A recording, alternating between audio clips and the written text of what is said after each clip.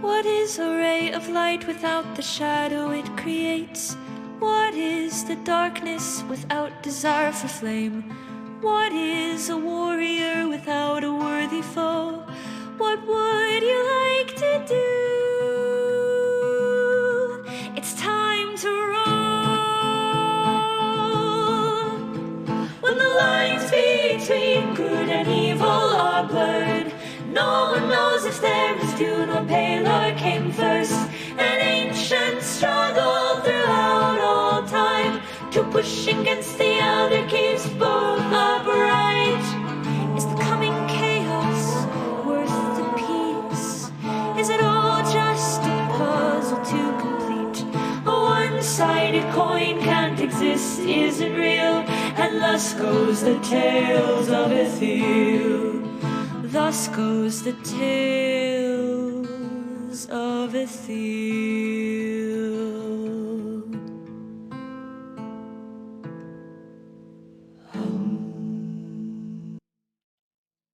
Okay. Think we're up? We're good? All right, what's up, everybody? Welcome in for episode 24 of Tales of Ethyl. Zephyr, thank you for that 12-month sub. That's fucking bananas. We're going to have a really fun day. We're continuing on with that kind of boring, relaxed time for now. If you can't see, we've got, our he's been named on here, emotional support, Idiot. Emotional support idiot. There's Seb. We gave him a name. He's Dorn today, I guess. But yeah, it's going to be a fun, easy, fun day. So let's go ahead and get started with our introductions. In the bottom left, we've got Silas. Hi, I'm Zephyr. I play Silas, and I don't know what I'm doing anymore. Right next to him, we've got Kazim. Hey, I'm Josh. I play Kazim. What's up? Right next to him, we do have our emotional support idiot, Seb, but he's being quiet for right now as he's just kind of here to experience. Right next to Seb, we've got Aimi. Hi guys, I'm Dyer. I play Ayami. I'm very emotionally confused, and we will see what happens. And last but not least, we have got Lindell today. Hi guys, my name is Dragon, and I am very excited to play with you today. It's going to be You people that I don't know. It's going to be very interesting. But I'm Uppercase Karma. I don't know what I'm doing, but we're all here to have a great time. So I'm going to start this episode the same way that we always do, with a shot. Y'all are welcome to join me if you wish to, but here's to the campaign. Here's to your guys. Let's do this. Tink. Yes, alcohol, my favorite. Tasty. Shut up. No one believes you anymore, Zephyr. That's that Crown Royal apple you got there, Josh. Good shit. Yeah, baby. Good shit. Anyway. What other fucking things am I supposed to do? Make sure you join our Discord. I'm putting the thing into our chat now.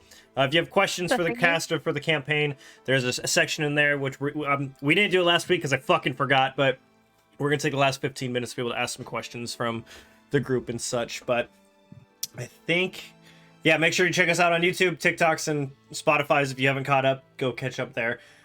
And if you're watching this, hi, welcome. Hope you enjoy. Leave a like and subscribe, I guess. Anyway, let's finally get started into our Tale of Magic and Wonder, as we call it, our Tale of Ethyl.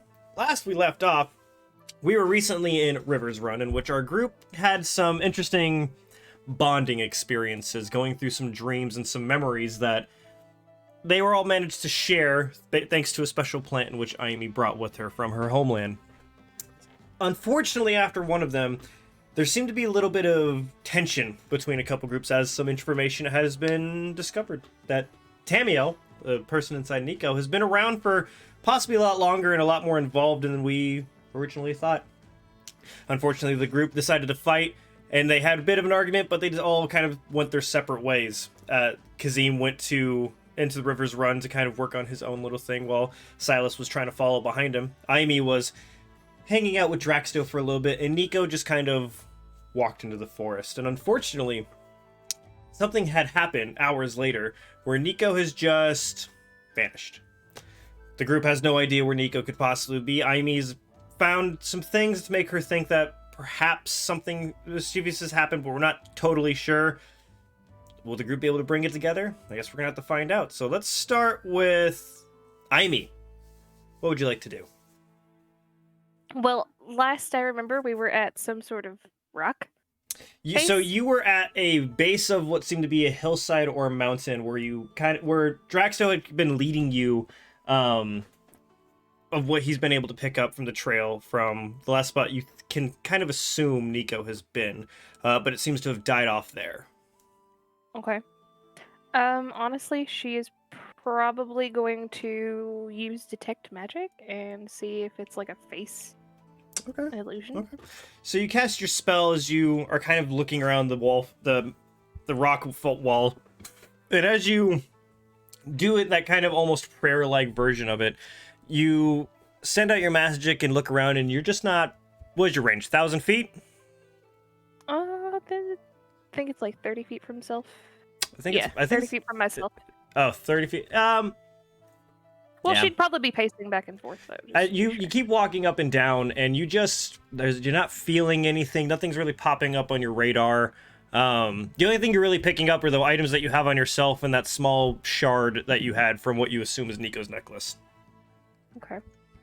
Well, then I guess with that, she would probably look to Draxto and ask him if he thought they should try to find Nico on their own or what he thinks is the best plan of action here. I'm sure he can take care of himself, as he's just kind of laying down, and you see that kind of and black smoke comes out. He doesn't seem to, from what you can tell, he doesn't give a fuck. I'm not asking you about the well-being of Temiel. I am asking you about the well-being of the Asimar. Tamiel wouldn't let him die. I'm sure he'll be perfectly fine. Shall we at least tell the others then, oh gracious asshole of mine? You see him kind of stand up, look at you, and just kind of say, "You do as you wish, my liege," as he just kind of takes off and starts flying up in the air, circling around you. She'll probably slowly make her walk back then. Okay. While this is happening, Kazim, what you up to?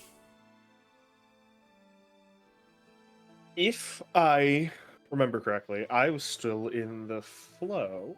I just Yes. finished talking to. You were in your Archie. room.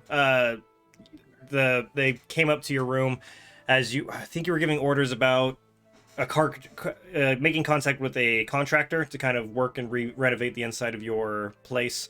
Silas had left you his items and stuff and walked away. And yeah, the group they had all just left you, and I believe Draxto was on your fucking. This is after.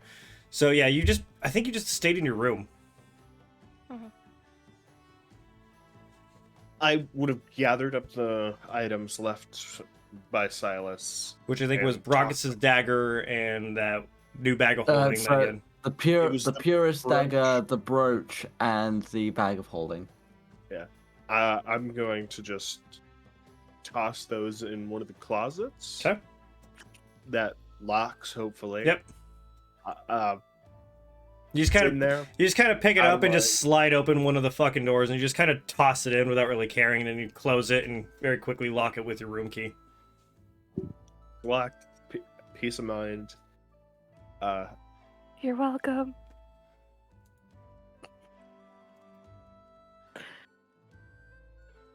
I think Kazim is gonna just start trying to offload a lot of the goodies he has.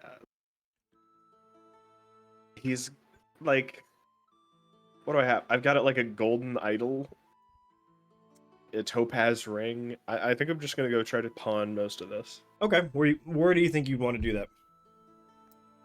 See, from what you can remember, there's the quartermaster who might buy some of those things off of you. You might be able to hawk some of the shit at the market. Sure that someone would probably buy this crap. You haven't really come across any kind of magical shops around here. Let's go to the quartermaster first. I have a ring I needed to give him back for my axe. Okay. So you begin walking down through the hallways, and you hear Archmage Archie, as you call him, down at the bottom. He seems to be talking to one of the scribes, as the scribes kind of go out the doors and begin running, and he looks to you, gives you a quick bow, and goes off to go do whatever the fuck Archie does during the day. And as you begin walking in through the library like you did last time, you kind of go all the way towards the back. As you begin walking down that smaller hallway you remember from before into a little bit smaller room with that kind of caged room behind it, where you see that old man standing behind it, and you see off to the side another guard. That guard that was sitting in the corner from before that you remember seeing also is the old man sitting there and goes, "Ah, wasn't expecting to see you anytime soon." I don't know how to respond to that. Hey, I'm here. I'm back to make the train. I believe you had the axe, correct? Yeah. Well, And I got your ring. Slide that on the table. so he takes the ring and he quickly looks at it and goes, "Very well." And he goes back to look for the axe, and he pulls it down and he goes, "Now, we had a little bit of a problem. I guess, I don't know where you got this axe, but it must have been cursed or something." And he puts it down and he opens it up, and it's just fallen into pieces. It looks super rusty and destroyed, but it's definitely the axe that you had before. As soon as you kind of left the city, it just seemed to just disintegrate almost. Wild. Oh my fucking god. Don't know how that could have happened. Anyway, I'll take it back now. All right, there you go. Anything else I can do for you? Are you capable of buying things off of me? I have a bit of an allotment to be able to provide for any magical goods that could help with the flow in the library. What about this cute little statue of a horse? I'm gonna place a golden horse statue directly. I'm trying to remember, on where the fuck counter. did you get a horse statue? I have no idea. Probably the house. I don't remember. Maybe I don't remember giving you a horse statue. I don't remember. It could either be the house or maybe that caravan in the purple worm nest. Mm-hmm. No, It was in Would the it have been in caravan. there? It was in the bag. it wasn't in the bag because you didn't get anything from there. You got a. It was from the camp of slavers. You found it in the There you chest. go. Okay, we figured it out. That's right. We got there. There we go. So he kind of picks it This up is and he where looks at it and goes. 500 gold. He looks at it and kind of examines it a little bit and goes, "Seems to be cast made. Not really thinking of any properties." He picks up like one of those kind of jewelry things, but it's got a bunch of little tiny lenses. You see him pulling it up and going closer and closer and closer. He goes, "It's exquisitely made, but unfortunately, all we could really use this is for making more gold itself. I'll tell you what, I could give you the base value of it. I'd put it at," you see him weighing this, and you see him also picking up another bag, shaking it a little bit. "I think this should be right." And he puts down a bag of 475 gold.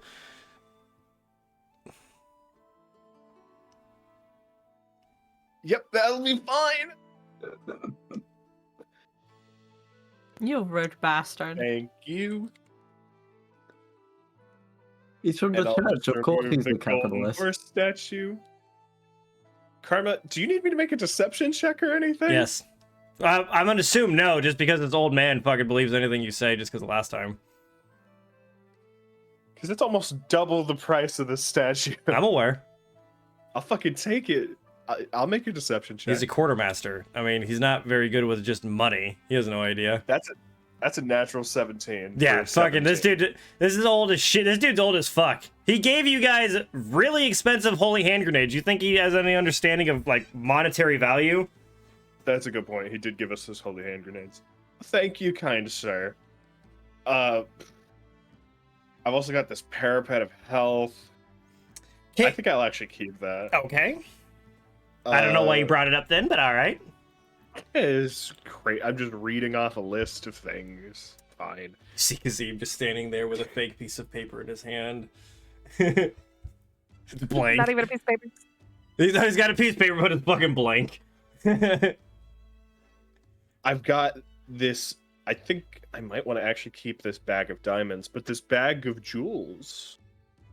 Okay. Assorted jewels worth 100 GP. Let me take a look here. He picks up the bag and he kind of looks inside and he goes, Oh, sorry, this is jewelry, not jewels. Oh yeah, of the random jewelry. Yeah. How much did I actually say this one's worth? You told me 100 GP. I think That's I told what you I heard 100 you say. GP. I just want to make sure I'm right. Do you mind? Gems. God damn, I give you so much shit, dude. You need to stop taking stuff. No. You stop picking No. stuff up. As he's kind of looking inside and goes, we kind of have a lot of these things. We probably just end up melting them down with the work and effort. What do you think, Daniel? As you look at the guard and he just kind of goes, what? How much you think I should give him for a bag of jewelry? 50 gold! I don't fucking know. And the old man goes, I'll give you 60. 60 gold, you got a deal. Okay. He grabs that bag of jewelry and he puts down 60 gold pieces for you. And then you look over and you see the guards immediately just kind of leaning back and he's going back to sleep. He doesn't give a fuck.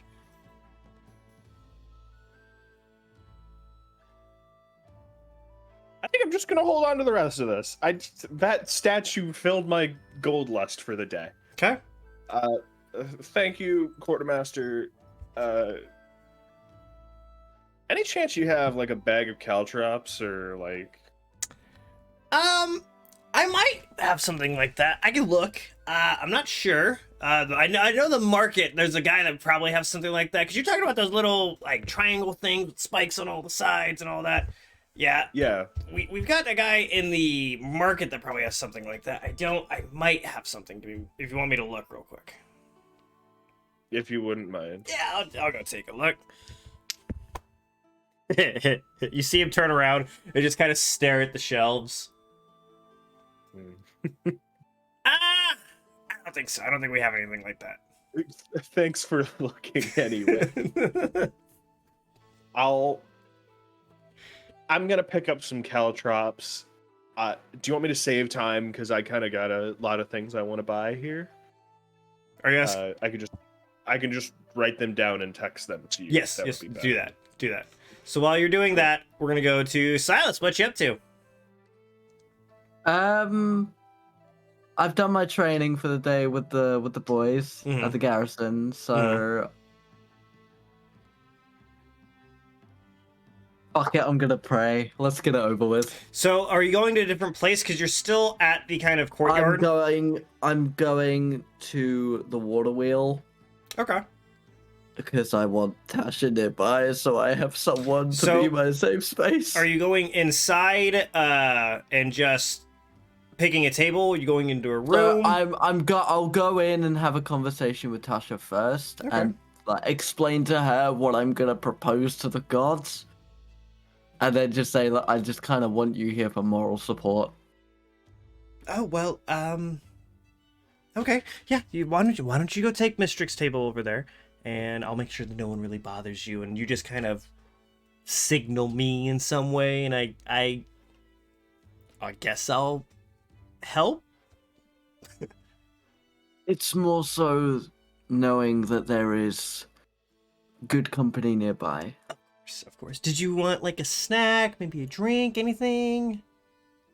A glass of water will be fine. You got it. You go make yourself comfortable. I'll get you some water, sweetie. All right, I'm gonna sit down, rest my glaive against the table, and just hope that this goes how I want it to go. Okay. So, as you go sit down and kind of relax for a moment, and you kind of set yourself up to where you can have your stuff kind of close to you, enough to feel like safe, but further enough to feel like you have space around you. As you kind of sit there and you start thinking, and Tasha kind of walks up, she grabs you, gives you that little tankard of water, and she goes, okay, here you go. I'll make sure that take your time. As she kind of walks off to go do her own thing, as you get sitting there and you begin praying. After a couple moments, about 30-ish, 45 seconds, you're kind of wondering if anything's really going to happen, but then all of a sudden you start feeling that kind of weightlessness as you open your eyes again, And you're now kneeling in front of the 6 chairs that you know before, as you see the large one Groomish in front of you, and you hear his booming voice go, "Hello, my child." Developments have occurred. I have much information to share. Please, share your findings.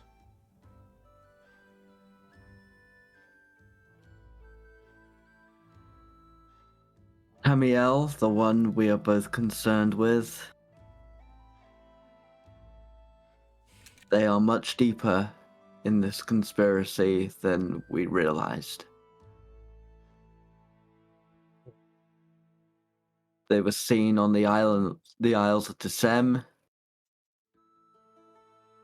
Their connection with Nico runs much deeper than even I can comprehend or fathom. They have connections with the dragons. They have connections in some way to Vecna, whomever that may be. Roll for perception. That's not one. Okay. Oh, Continue. funny. I didn't see shit. Oh, for fuck's sake, dude.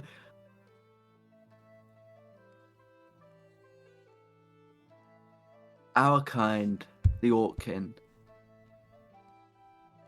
they have been accepted, at least amongst the people of Rivers Run. The Dishonored have become blooded. They have earned my respect, as I hope that they have earned yours. Rivers Run makes incredible progress to help those that are under my watch. I see what you are talking about, and I do approve. I do approve.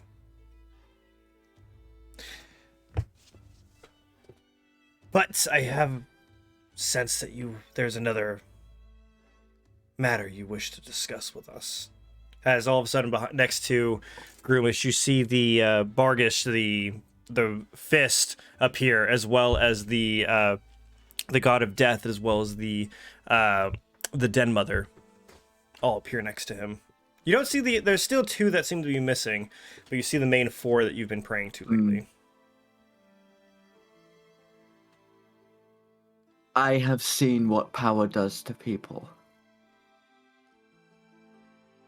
I have seen what happens when we get too involved in the matters of mortal life. Do not misinterpret my words. I am grateful for what I have been given, and my faith is unwavering always.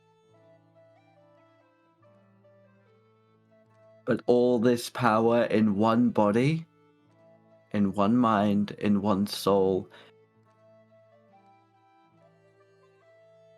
it can have unforeseen and undesirable consequences. You said you chose me because you would trust in my judgment.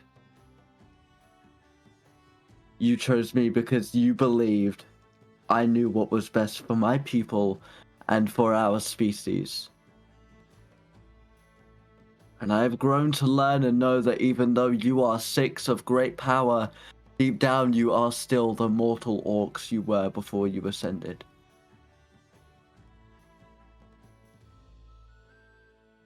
You have watched Rogan grow in the time he has been away from me.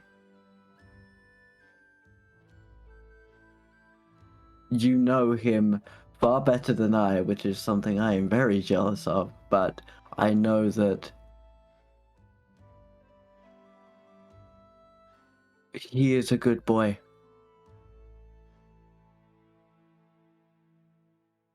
My promises to my friends and family to see the fall of Tharizdun It has shown me things that I do fear. I walk amongst the living and the dead.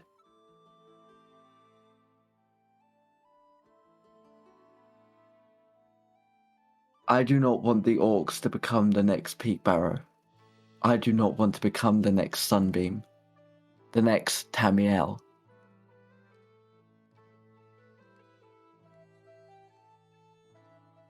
I believe the power you have bestowed upon me should be spread to our people. Clan leaders given a portion of each power. Soldiers shown proof that our faith, our unwavering faith, it's not in vain or blindness.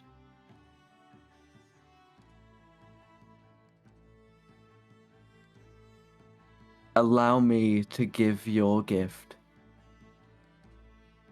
to all the people of Rivers Run who are Orkin. You see the four that are there kind of look at each other, but then you hear Bagtru, the fist, stand up in her feminine form and goes, "He wishes to relinquish his power out of fear." And you hear Groomish go, "No, not out of fear. Of logic. Of observation, correct?" Very wisdom you bestowed upon me. You hear Urtris go, "The power does seem to corrupt one," as you see the cave mother, Lethek. "Well, shall we spread it amongst the entire groups?" And you hear them all begin kind of conversing amongst themselves, but one thing that you hear that piques your interest is Bagtru, for some reason, is fucking pissed about this idea, does not like the idea of you giving it up, but the other three seem to be defending you for some reason.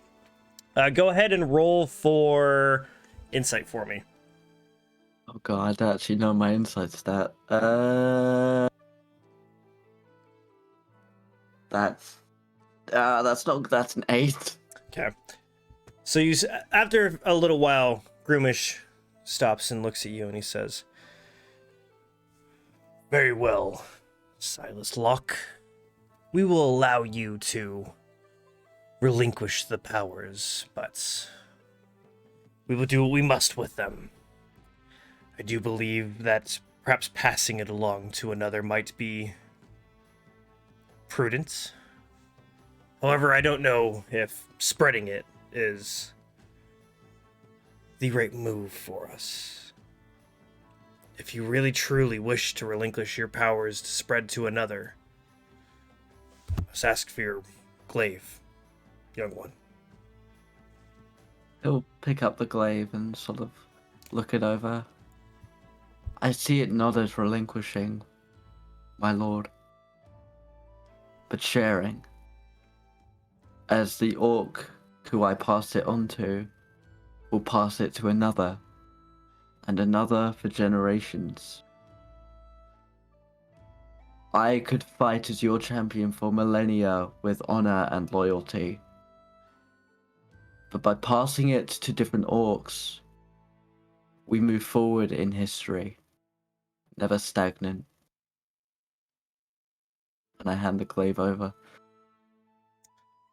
He grabs the glaive, and you see it kind of burn that kind of green light that it normally burns, and this kind of turns into this almost green stardust as it lists away into the darkness, into nothing. And he goes,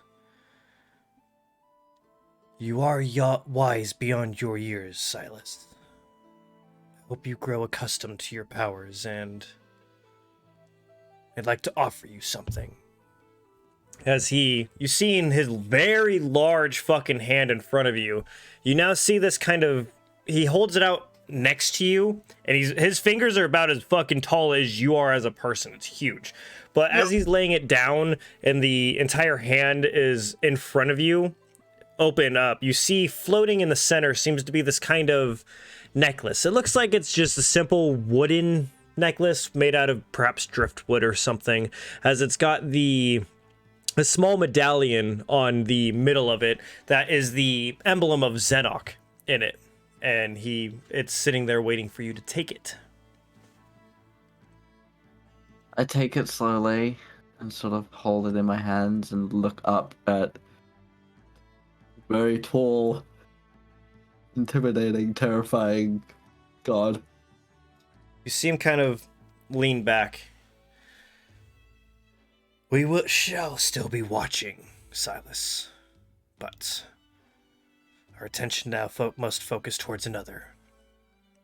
Good luck. My faith will never waver, and I look forward to joining you when the battle is done. As you're saying that, you see him kind of, all of them sit down in their things, and you see Bagtru kind of slap the spear down that she normally has onto the ground, as it all just kind of, you're back inside of the tavern, as you normally would be. Kind of more abrupt than normal, as you begin kind of feeling this weird, almost, it feels like something is being taken from you almost, as you feel this just kind of drain a bit. You don't feel tired, you don't feel like your life is being sucked from you, but you just feel like something is missing. And Silas, you may now switch to your other character sheet. All right. And Silas is just gonna like look up at Tasha. I think I need some new clothes. Are you done? Yeah. Sorry. Well, okay. I guess I can direct you towards the market. They've got all kinds of different things and stuff. And as you're saying that, you hear the door kind of swing open as you look to it, and you see a very tall, feminine elf person kind of walking into the water wheel. And behind her is a similarly height kind of orc, very thin compared to you, seems to have a bow on his back. As I'd like to introduce Lindell and Zorn as you begin walking into the water wheel. As you were directed as you walked through the city, trying to find what you could about the information that you had, they directed you towards the water wheel, and you guys have now just walked in. I mean, I suppose the best case of action would be just asking, you know? We could just walk over to the tavern lady. I mean, I mean, where else would you just suppose that we can just fucking ask about if fucking customers fucking walking? Sorry, come on. Like, just I don't know. I still think we should have looked around some more. As you guys are having this of a village. As you guys are having this conversation, you just hear this very feminine voice from behind the counter go, "Well, hello. Can I get you anything?" As you see that younger female blonde or brown-haired woman behind the counter, she's kind of sitting there waiting for you guys to ask for something. Oh yeah. This elf, she's going to kind of like brush her, like just like one of her hands just like brush for her hair, like fluff it up a little bit. She's going to grab the orc behind her, like by the arm, just like kind of hook it together and like kind of pull him towards. And she's going to like almost skip towards the bar table thingy. Okay. Right, we were looking for someone, and we were hoping that maybe you have seen them, perhaps. Oh, well, I've seen plenty of people going through here. What, can you give me a description what they look like? So it's he has nice brown tan-ish skin, like white hair, nice like amethyst eyes. He has this really cute smile. He had Tendency to get himself into trouble. yeah, that one. Named Tamio. Have you perhaps seen him? Maybe. He's an Asmar. He sticks out a little bit. I don't know anyone by the name of Tamiel, but And Asmar, I think the only Asmar we've really seen around here is, and she looks to you, Silas, and goes, "That's Nico's Asmar, isn't he?" They are not here. Huh. But Do you it know don't- where they are then, mister? I do not. Well, I suppose we should go just look for them outside. Well, maybe? I'm sorry. What's your name, sweetie? Lindell, Lindell, and you? at your service. I'm Zorn. Zorn. Oh, pleasure to meet both of you. I'll tell you what. I haven't seen anyone, but if I see Nico might know because Asmars are pretty rare down here, so he might know someone by that. You said brown hair, brown skin, and kind of tan. Tamiel. Like very light blonde hair. Yeah, we haven't seen it, but I'll tell you what. When I see Nico, I'll make sure that maybe he keeps an eye out. Maybe he knows. That something would I be don't. utmost glorious of you. Thank you so much. Not a problem. Can I get you guys anything? Do you need anything? No, we're good on supplies. We're just passing by. If you do, please, we're gonna come here later tonight. If you do,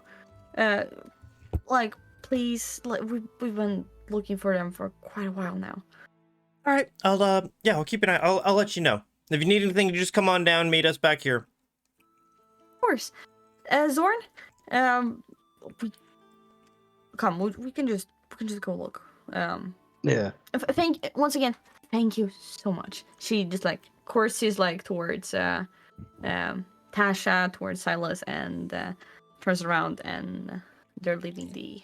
Yeah, as we leave, Zorn is going to kind of nod towards Silas, and in Giant he is going to say, "Well met, cousin," and then walk off.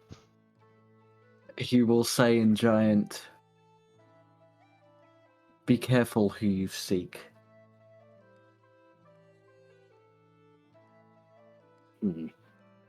And he will have this very stern, almost shadowed face at the mention of Tamiel. Zorn's going to. Do I notice that would I notice that it's specifically from us mentioning? I'm not trying to hide it. I'm not trying to hide it at all. So unless you've got an insight of 10, you Trying to probably see. see it. What is his passive insight? Is it 10? No, it is just above. It's 11. But mine is 15. So Mine yeah, is you. 15. So Lindo, you notice it. Zord, yeah, you don't fucking notice that shit.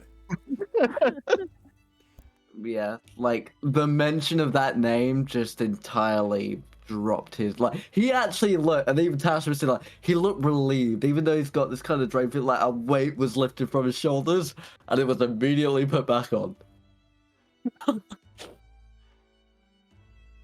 Come on, Zorn. I think we should just look outside. I don't think. Yeah. Let's go. And then we'll start looking outside, actually. All right. So as you guys walk outside, Tasha kind of looks at you, Silas, and goes, "Do you know who the hell they're talking about? I saw a little something with your face." Nico and Tamiel. One and the same? Wait, Tamiel's that person in Nico's head, isn't it? Yes. Why would they be looking for him? The woman of dragons that I entered the bar with the other day, she invited us to a ritual to share each other's memories and attempt to remake the bonds between us. As I cannot speak for the others, but the Tamiel inside Nico's mind has filled me with nothing but dread and anger over the time I have traveled. I mean, I'll be honest. She is a little intense. And in Nico's memory, without sharing too much private information, we looked at Nico and we heard the name Tamiel. And Carver, would I be able to make the connection that blonde elf, orc, from the memory? There's at least a consistency there. Let me see. Because Yes, obviously with your passive, Zephyr has. I don't know if Silas has. with your passive perception, you could probably put together that those two are probably the two orcs or the two children from before. Mainly because Lindell has the same hair color, and you know that orcs kind of have the same bone structure in their face for most of their life, and the tusks are really big identifiers, and the tusks look the same, so you can kind of guess that those are the same orc and elf from before.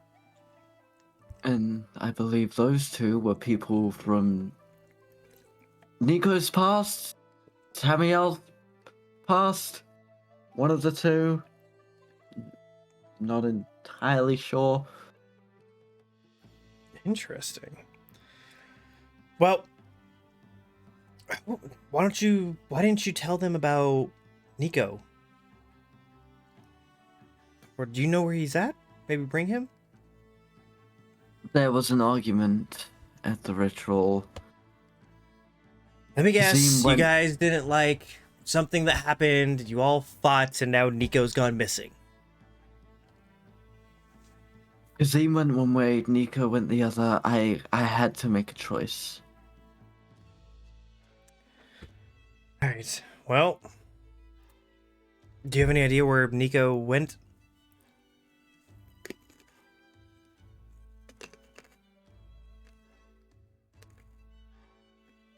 He might have gone to the cave. The fool. Cave? Oh, well.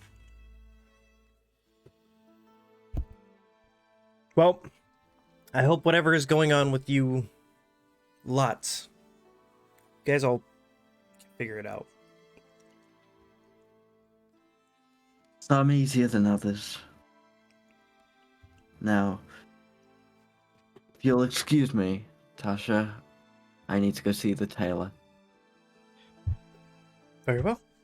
As you get up and you start walking out, I'm gonna ask Lindell and Zorn, when you guys leave and you walk out, you're walking into the river's bed, which is kind of more the rundown part, the poorer part of the town. As you guys have walked the whole city, you've walked through the rich area and the market and the now river's bed. Where are you guys going?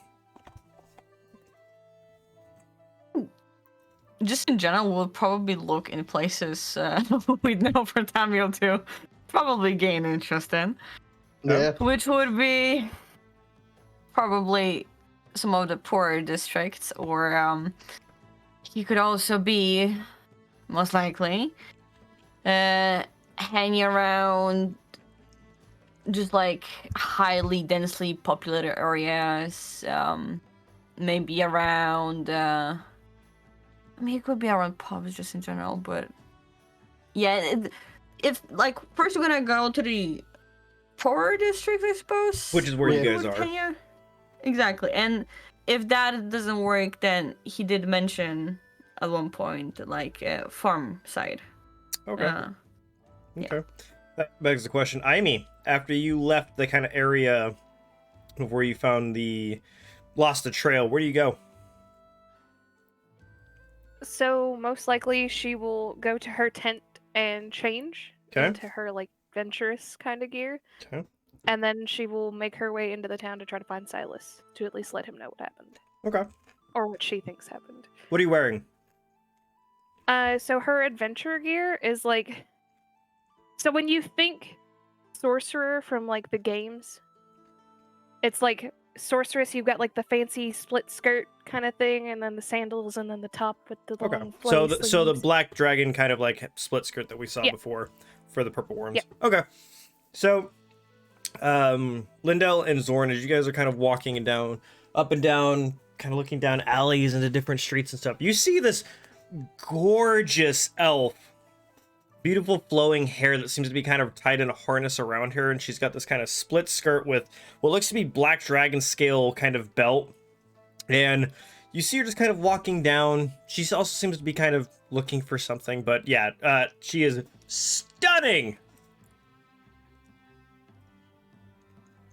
Lindell Honestly, is. she's probably like speaking Draconic just to talk to him. Yeah, you in see her her kind of mind. looking up off to the side. You guys can both make a perception check if you'd like to. Ooh, yeah. All right. Oh, that's outside. Let's see. Perception. Perception is 15. 15? Investigation. They both fumble for words.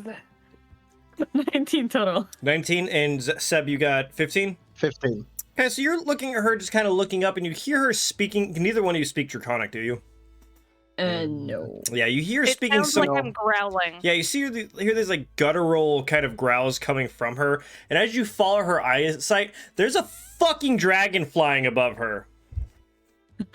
And then just kind of like tap Thorn on the shoulder, like. As soon as Zorn notices it, he immediately kind of, with like one arm takes his bow off his back, the other one he's kind of trying to push Lindell behind him as he's still looking up like, holy shit. I may go ahead and roll for perception. Shit. Oh god, do I see them? That's the question. Well, that's not a bad roll at all. Hold on. You said perception on that one? Yeah. 22. As you're walking down and kind of talking to Draxto as you normally do, you look in front of you and you see a younger elf and an orc who look fucking terrified as they're looking up at Draxto. She's just gonna... It's okay. He won't attack you. Breathe, please. And like her most calming and trying to...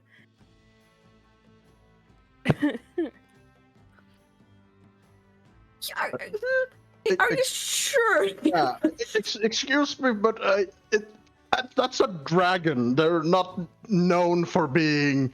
That is the pseudo type of a god. God, that wonderful.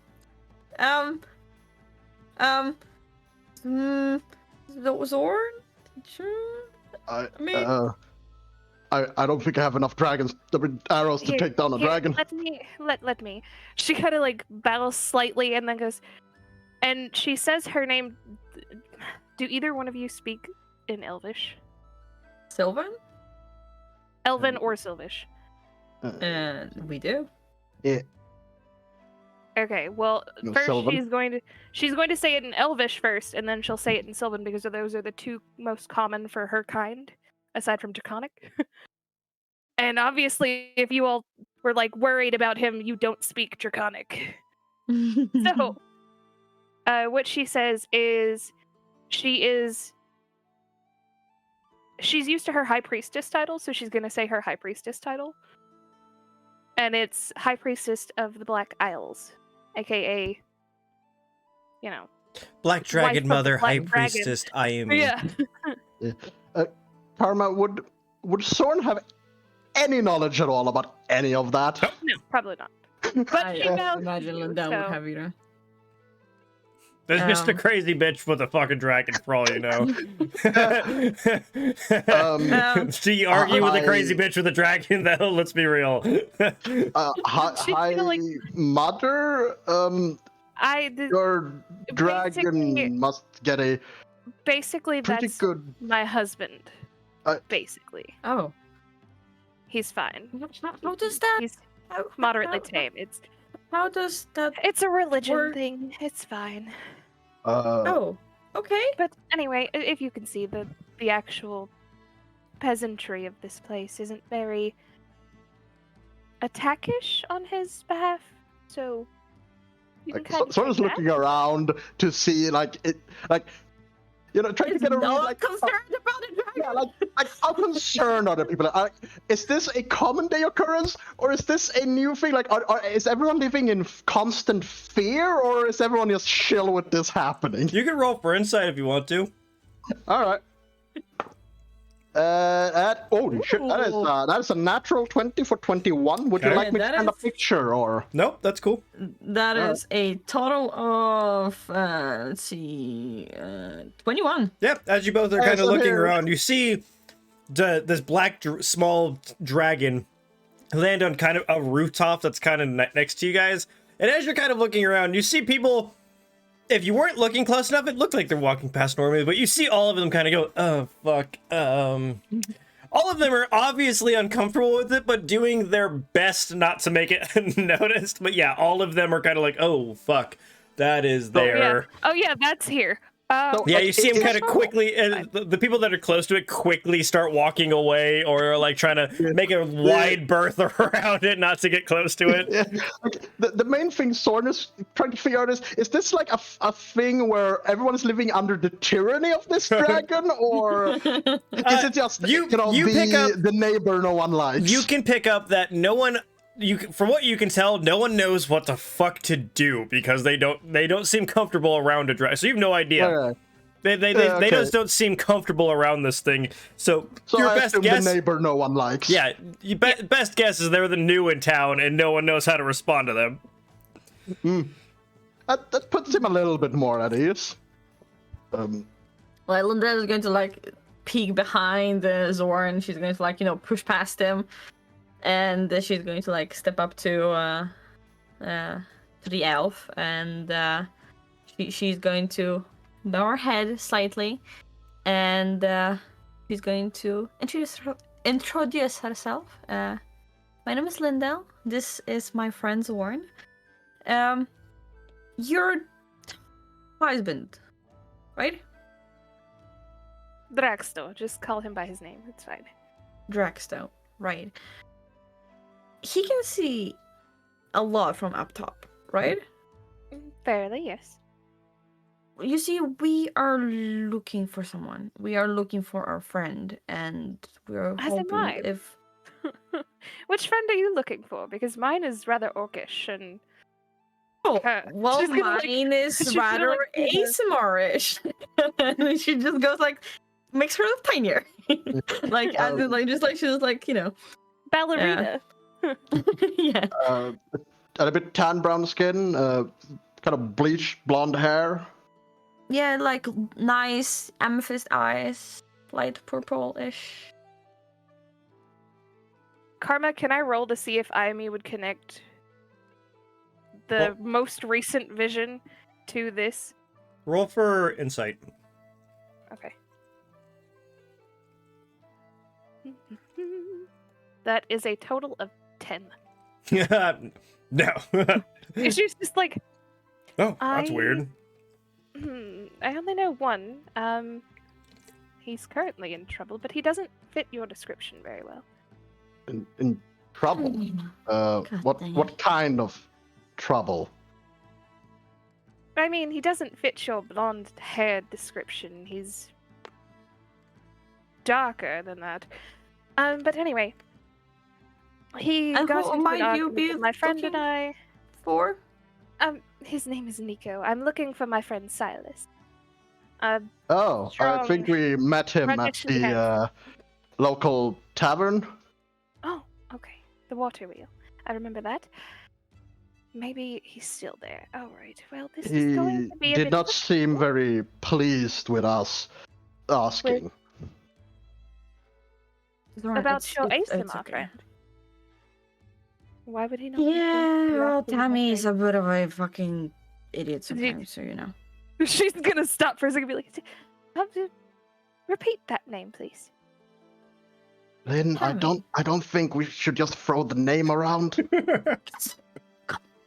Would it happen? Would it happen to be Tamiel, not just Tammy? You know him? Tammy.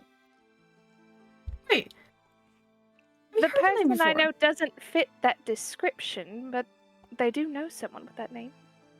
Where are they? Have you seen them? Currently, they're related to the person that I'm trying to rescue. She's gonna do the hand quotes. Wait, you're trying to rescue Yes, I'm trying. someone? There was an argument, and they stormed off, and I tried to follow them, and now they're poof. Is their name perhaps Nico? Indeed.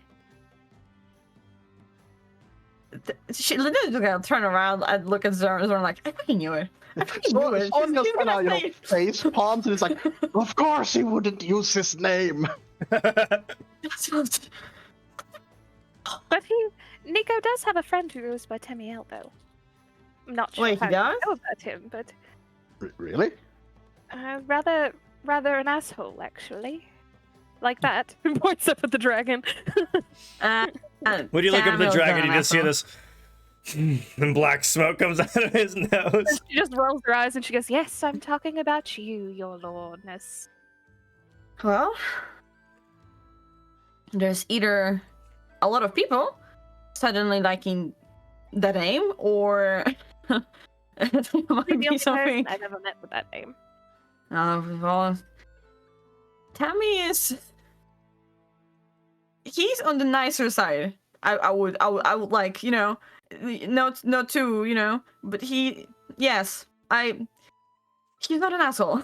I can guarantee you that much. Well, then maybe not the same Temiel then. But Look, if you would like to help me find Nico, maybe Nico will know if you're the if he's the person you're looking for. I mean, this has been the closest lead we have. We have been looking for him for quite a while now. But first, I must tell Silas what I'm doing, or things may get a little more rough than they are. Let's hope he's happier to see you and he was seeing us. I will certainly hope so.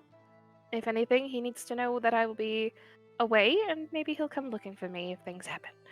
She's just gonna kind of pick up her skirt, look up at the dragon, say, "Okay, I guess followers stay here," in Draconic, and then trot toward the water wheel. And then just look at them and be like, "Oh, you can come with me, or you can wait by the gate. Yes." Son looks to Linda for Linda looks to Zorn. Yeah. She's just gonna look at them and be like, "All right, come along, children." She's gonna hook Zorn's arm, and they're gonna follow you. Okay. Son is still holding his bow, by the way. Like he's during this entire conversation, he's been constantly side eyes towards Dragster. I feel like Draxter would be the asshole that just be like every now and then blowing smoke directly in his direction, just to piss him off a little bit. You see, Oh, no. what actually is happening is as you guys are walking down, you see Draxto obviously trying to pretend to stalk you as he's going across the rooftops, like hopping and like peering over. And Zorn, you feel like this thing is following, it's hunting you. I mean, you know that he is like, you hear him giggling in your head. She's gonna be like, "I told you I'd find you something to play with, now didn't I?" Zorn is muttering various what would oftentimes be kind of half-hearted prayers to the orc gods. Now he's he's putting a little more conviction into them, simply because if there's ever a time to properly start, it's probably when a dragon is stalking you. Like, it's not like it could make things worse. Okay. So you guys are walking down, and Aimee, you're giggling to yourself. Linda, you're just seeing Zorn feeling very uncomfortable as Aimee just doesn't. You can't tell if Aimee gives a shit about this dragon or not. She's just gracefully walking down, and you see Zorn kind of right next to you, kind of like, "What the fuck do we do? That thing's gonna fucking eat us." Like white knuckle grip on his bow. I swear to God, this better be fucking worth it. I'm not gonna fucking fight him. As you guys make it back to the water That's wheel, where Silas, that dragon eats us, I'm killing Tammy. you go to the water wheel, and we're gonna stop. Silas, so you got up and you decided to walk towards the market where Tasha told you that there would be some tailors and people Yeah. selling clothes and stuff like that. So we're gonna go with you as you begin walking down the streets across the one of the rivers. As you see in the middle of the market, you actually see Kazim walking around as he's shopping for different kinds of things. Kazim, you have managed to find everything except for that thing that I messaged you about. You found everything that you're looking for. It cost you about it costs you about 400 gold pieces just because of the things the quantity of things, but you found everything else that you were looking for. As Kazim is kind of walking around with this little satchel that he's putting in his bag of holding, as you also see him kind of grab a crate of some kind of vials as he's slowly putting one by one inside of his bag of holding when you're walking up. And you also see him next to what seems to be some kind of like tailor or leather worker or something with different kinds of pelts and cloths dangling down. I'll sort of like do the sort of salute kind of thing towards him, see if I get a response.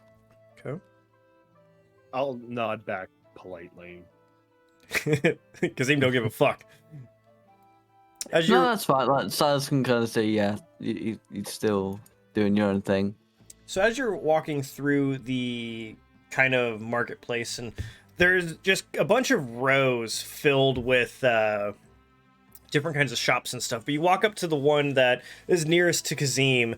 As you see, it's kind of one of those basic stalls. It's maybe about like 10 feet across and maybe 10 feet down. It's not huge by any means, but you're just seeing all of these different piles of just kind of different fabrics and stuff. You're also seeing, a couple basic shirts and what seems to be a couple pants that are just kind of folded up. And you see this kind of older human, seems to be hunter or some kind, because he's wearing just animal pelts essentially, as he's working on some kind of project that he's working on back there. This roll for perception. 16. You see that he's working with what seems to be those Barghast pelts that you've had before. He seems to be working on something being made out of that kind of pelts, as he looks up and goes, "Well, hello. Do you need something, my friend?" Yes, I'm looking for something a little more appropriate than these garbs. They've served their duty well, but I need something a little more fresh. I need something something well styled but still protective, if you understand my meaning. Well, let me ask you, how heavy are you wanting it to be? We can get you some nice thick claws for warm weather. We can get you some leather if you're looking for a little bit more slashing protection. What are we thinking? Are we thinking just clothes, or are we thinking armor? What are we thinking? A little bit of both, I think. Sort of clothing that, armor would sit on comfortably. Okay. I know exactly what you're talking about. Here, I've got just the thing. As he walks over to, he kind of gets up, and you see him slump over a little bit as he's going over to a shelf, and he pulls out this what looks to be a long sleeve, and he's looking at this shirt in front of him. He's looking over at you. He kind of puts that one down and grabs a different one as he's looking at it. And he's looking at you. He puts it on his arm as he's looking through different kinds of pants. And you're seeing that seems to be a different kind of fabric than the shirt as he's pulling it out. And he's lifting it up and goes, you stand up straight for me. Feet together, please. Do exactly what he says. This is the first time for me, so I'm just doing what I'm told. You see him doing that. And he folds that up, grabs a different one. No. Pulls out another pair. Okay, here.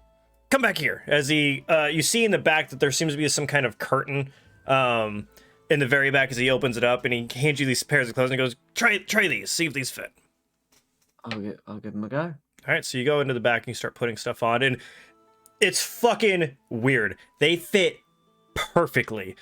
It's mind-boggling how he did that by eyeballing, but they fit perfectly. And they are very comfortable. And you feel the shirt feels pretty thick. It's not, It's weird. It's not incredibly warm, but they are thick, and you feel like if you put something on top of it that they'd feel comfortable. Yeah, cool. All right. I think these will be perfect. Okay. For the set, just the shirt and the pants, I'd give them to you for, say, a gold. Yeah, no, I'll pull out a gold piece, and Silas will go, okay, so this is how this works, I guess. And they'll give me a Very gold well. piece. Fantastic. I appreciate it. Is anything else I can help you with? As you see him kind of sit back down at his stool and he works on that leather again. Not at the moment. I may come around looking for sort of medium armor pieces in the future, Hey. but at the moment, You let us know. We've got all kinds of different pieces. You see him kind of point behind his head without really looking up, and you're seeing these beautifully carved, like, chest pieces out of really thick leather and stuff. And you see him all kinds of different types. So obviously he's working on something he can really well on different kinds of leather. once I'm ready to get back on the road, I will be sure to come in and say hello. All right. Well, I'm here pretty much every day, sunrise and sunset. So anytime. I appreciate that, my friend. And I'll take my clothes, and Silas is he's gonna go to the flow, leave a message with Margaret, and then he's probably gonna call it for the day, because it's been a lot. Kazim, what did you do? Did you do anything specific, or did you just kind of walk off to go find something else to do? After I've gotten most of that shopping done, I think I'm just gonna go meet up with the contractors and start talking to them about what I was looking for. Okay. So as you begin,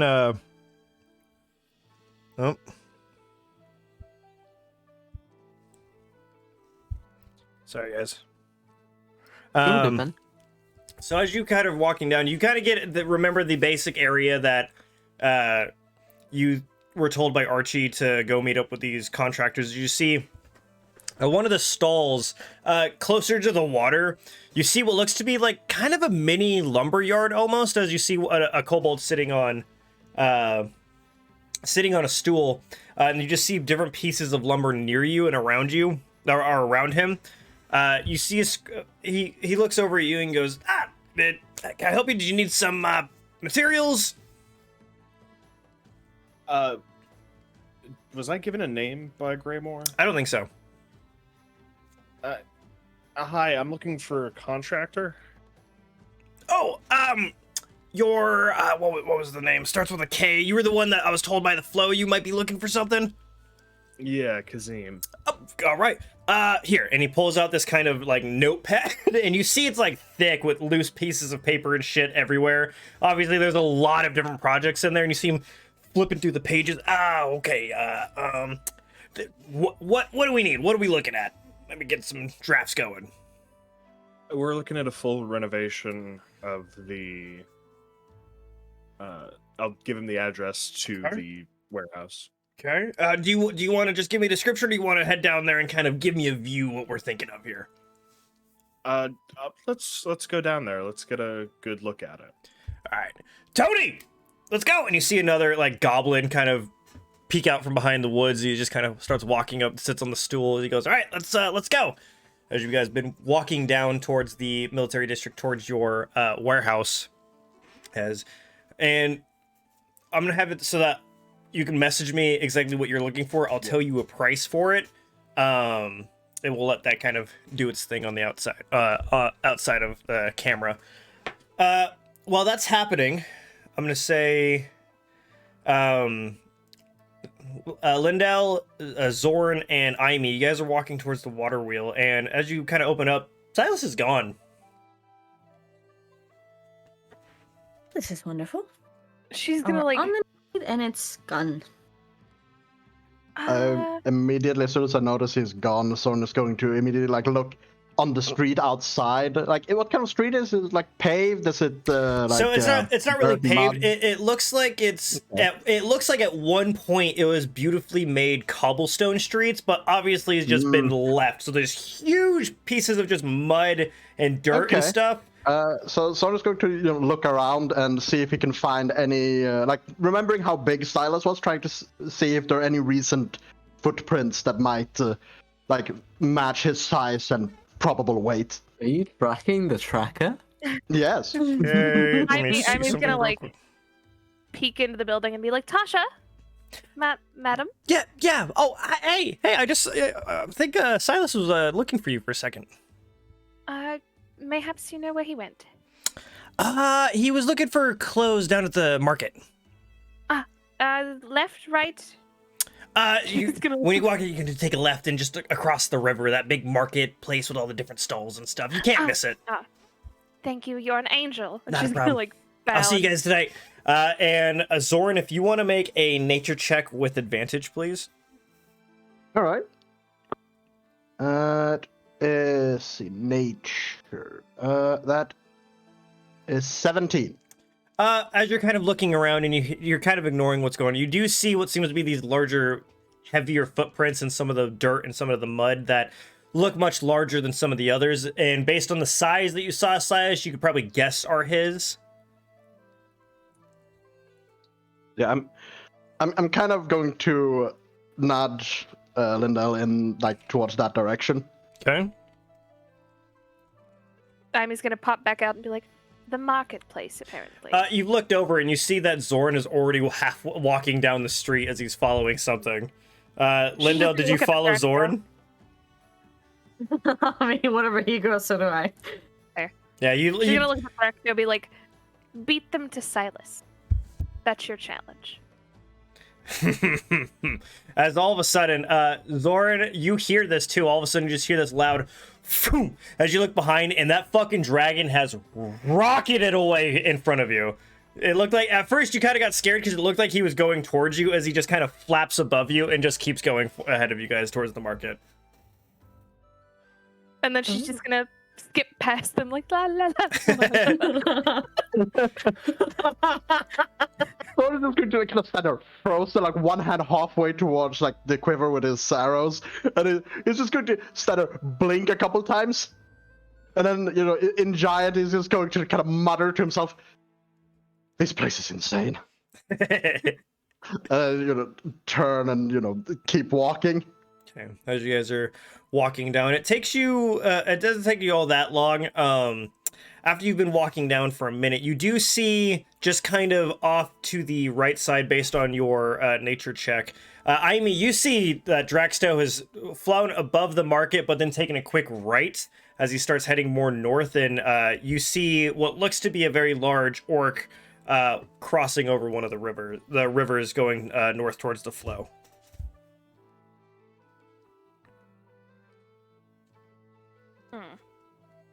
Amy's probably gonna talk to Draxo and be like, if that is indeed Silas, he does have quite a liking for you if you would like to say hi nicely.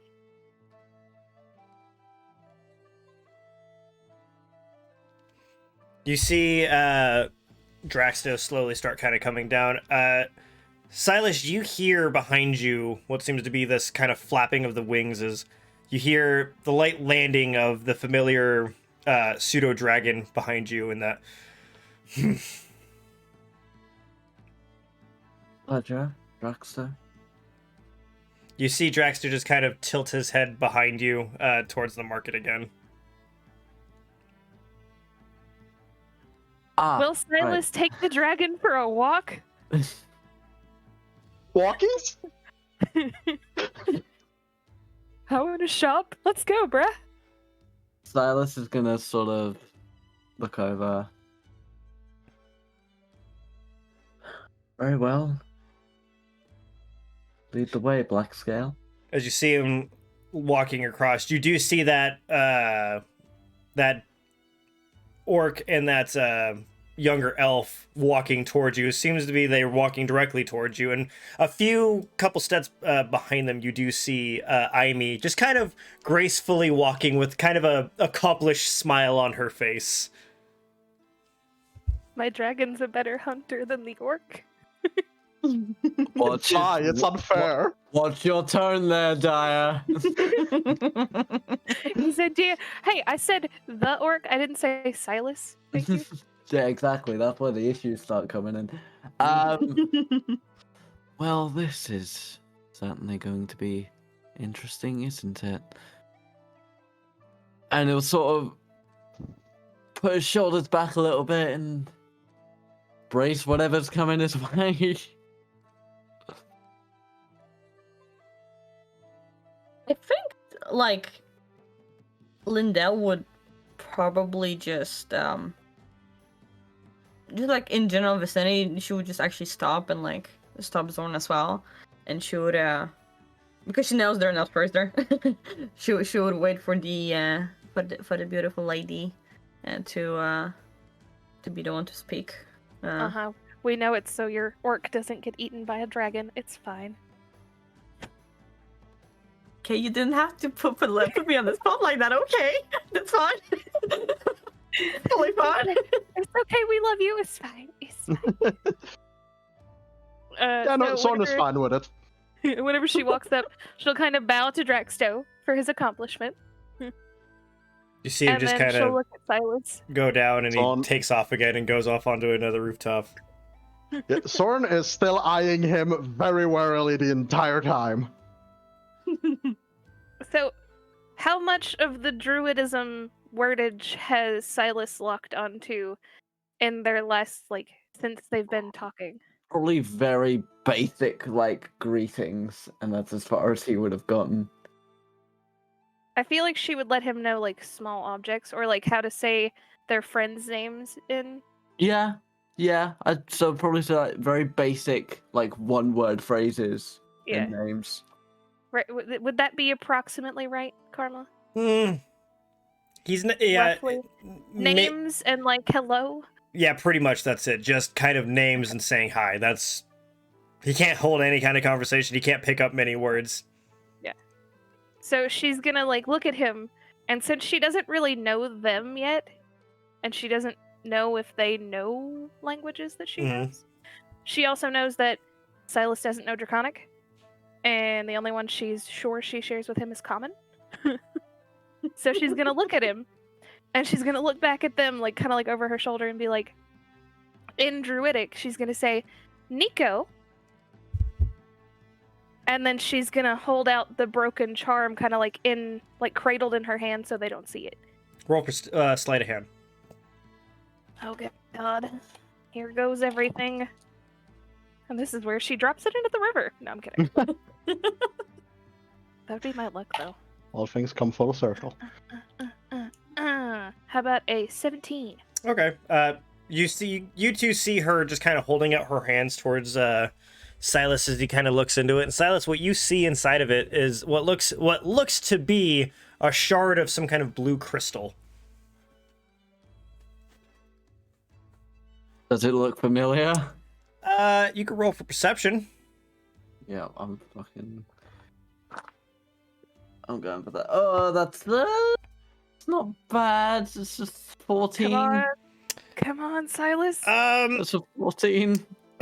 It does look familiar. It's very hard for you to put together what it actually is, though. And now she's going to say in comment, our friend seems to have taken a journey into the woods and lost something along the way.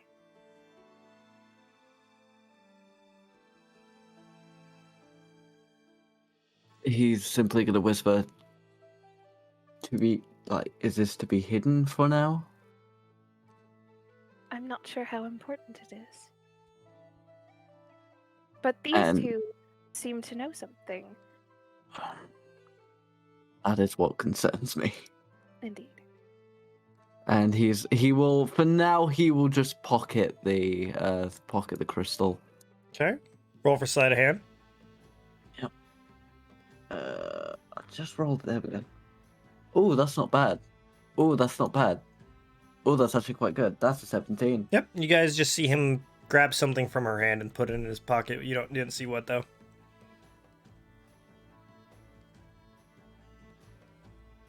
And then he'll sort of straighten himself a little bit as the other two get closer. I was hoping to get your help along with possibly theirs, since they may know, or Nico may know, something about their friend. But as far as I got, it led me to a wall in terms, and I cannot proceed.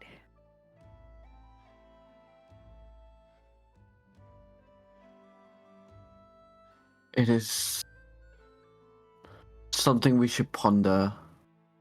I think perhaps rushing in immediately may result in more death than save. True. But something to consider. Shall we take the night to think on it, and then I'll show you where in the morning? At the very least, we'll take this conversation to see whether or not these two can be trusted. Coming into a tavern and asking for Tamiel invites caution. Indeed. It did seem a little strange that we just had an argument with him, and then all of a sudden his friends need him. I'm of the same mind, but let us see what they have to say first, shall we? As you wish.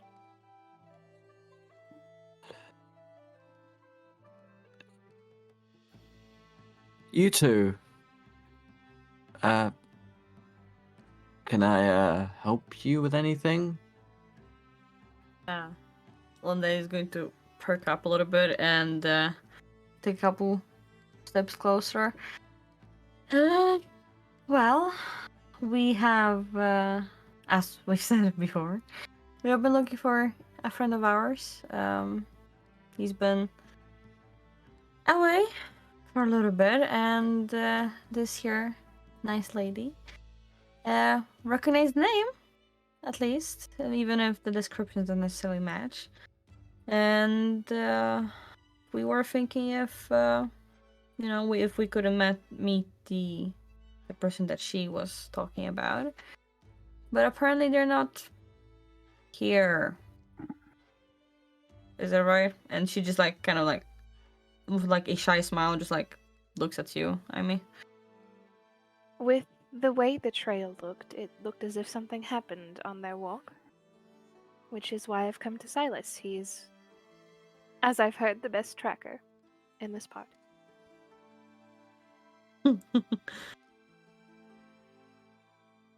It does seem that your Tamiel has gone astray. So Mayhaps our Nico. So you knows who this knew person is. a person called Tamiel. I knew a thing And she- called Tamiel. A thing. A dark creature of manipulation that shares the name of your friend. Lindell is going to like send Zoran like a puzzled look. Sure, she'll Yes, nod. Zorn is looking like partway troubled, partway confused, partway offended. Amy's gonna hold her hand and be like, I did warn you that the name I associated with your friend's name was linked to that of an asshole. Right. You did say that. Well, I mean, this is the most lead we've had in a while. We've been asking around Peaksburg, but I suppose they have not seen anyone whatsoever. The closest to an ASMR that I've seen has actually led us here to Peaksburg, and here's where the trail gets called, so this is the closest that we have to anything right now. So if you wouldn't mind, we'd love to. Peterborough led us towards this place. Is what I'm trying to say. Words can be muddled when many different languages are involved. So it seems. We truly appreciate the the willingness and the effort that you've already put through, Mrs. It's we appreciate it. Anything to help a fellow elf.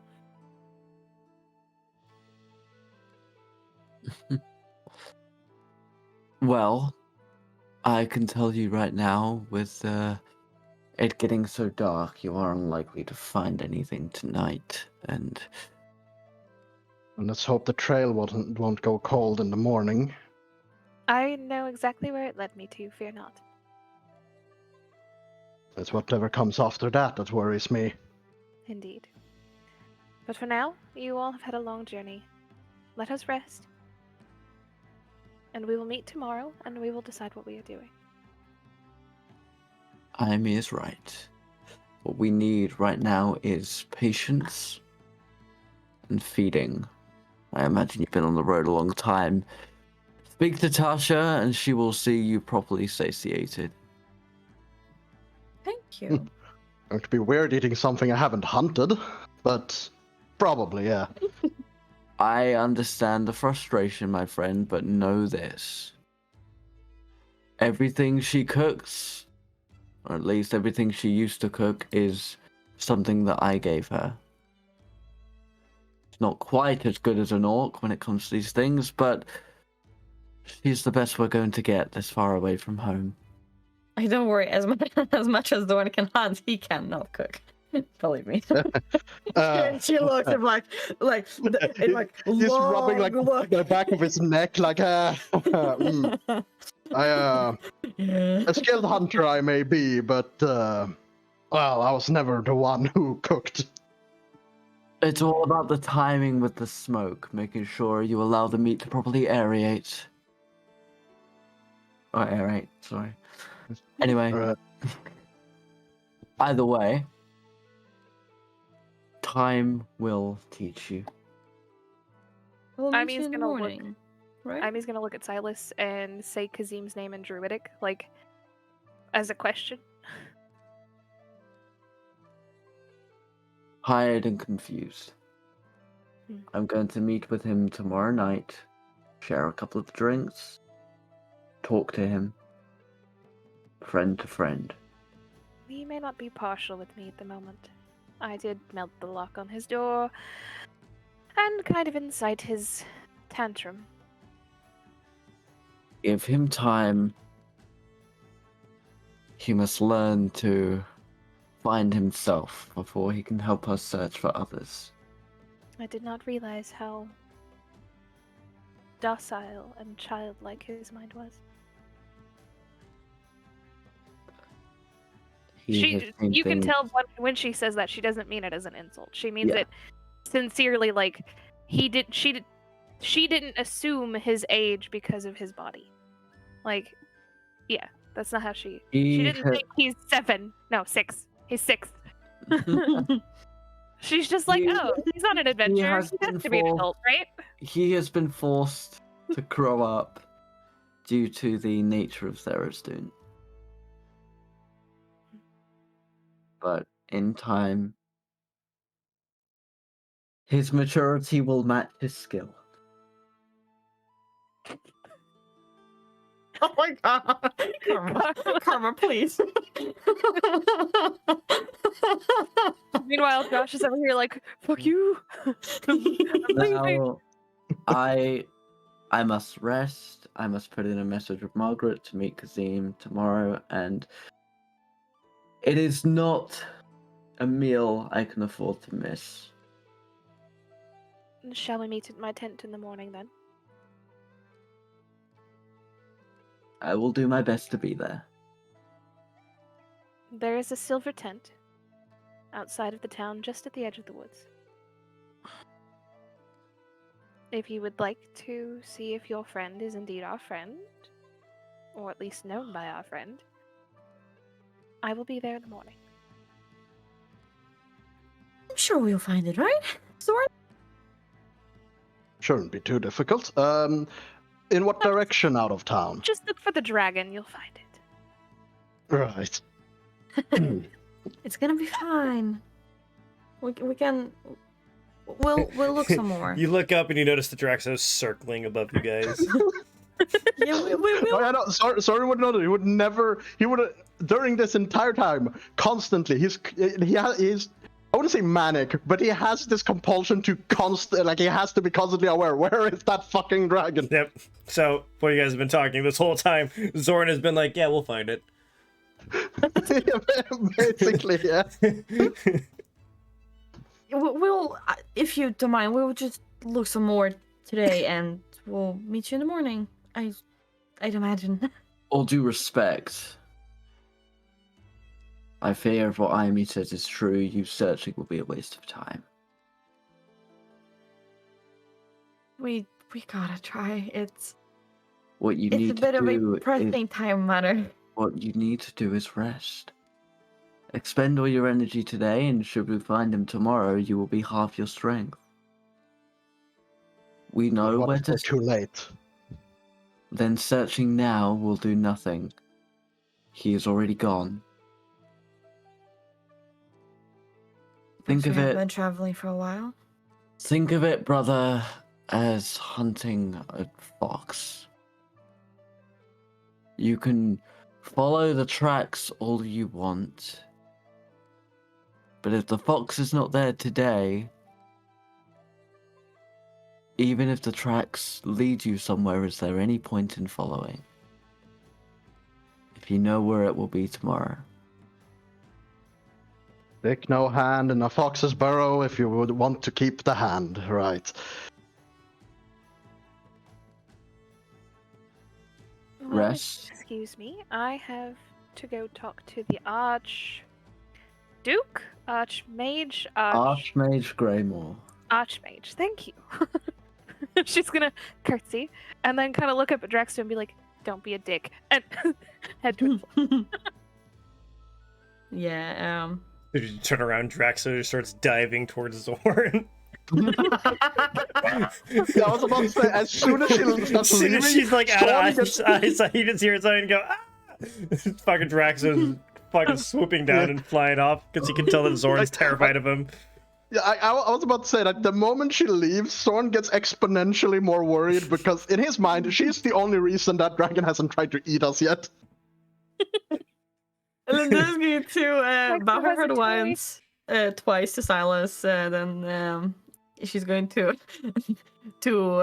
grab Zorn by an arm hook and almost Zorn is- drag him away.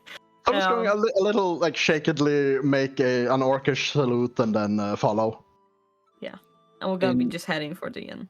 In Giant, he will say, "May the six watch you as they have me." Same to you, cousin. I hope you find what you seek, she says in Giant. Sorn looks a little proud at that.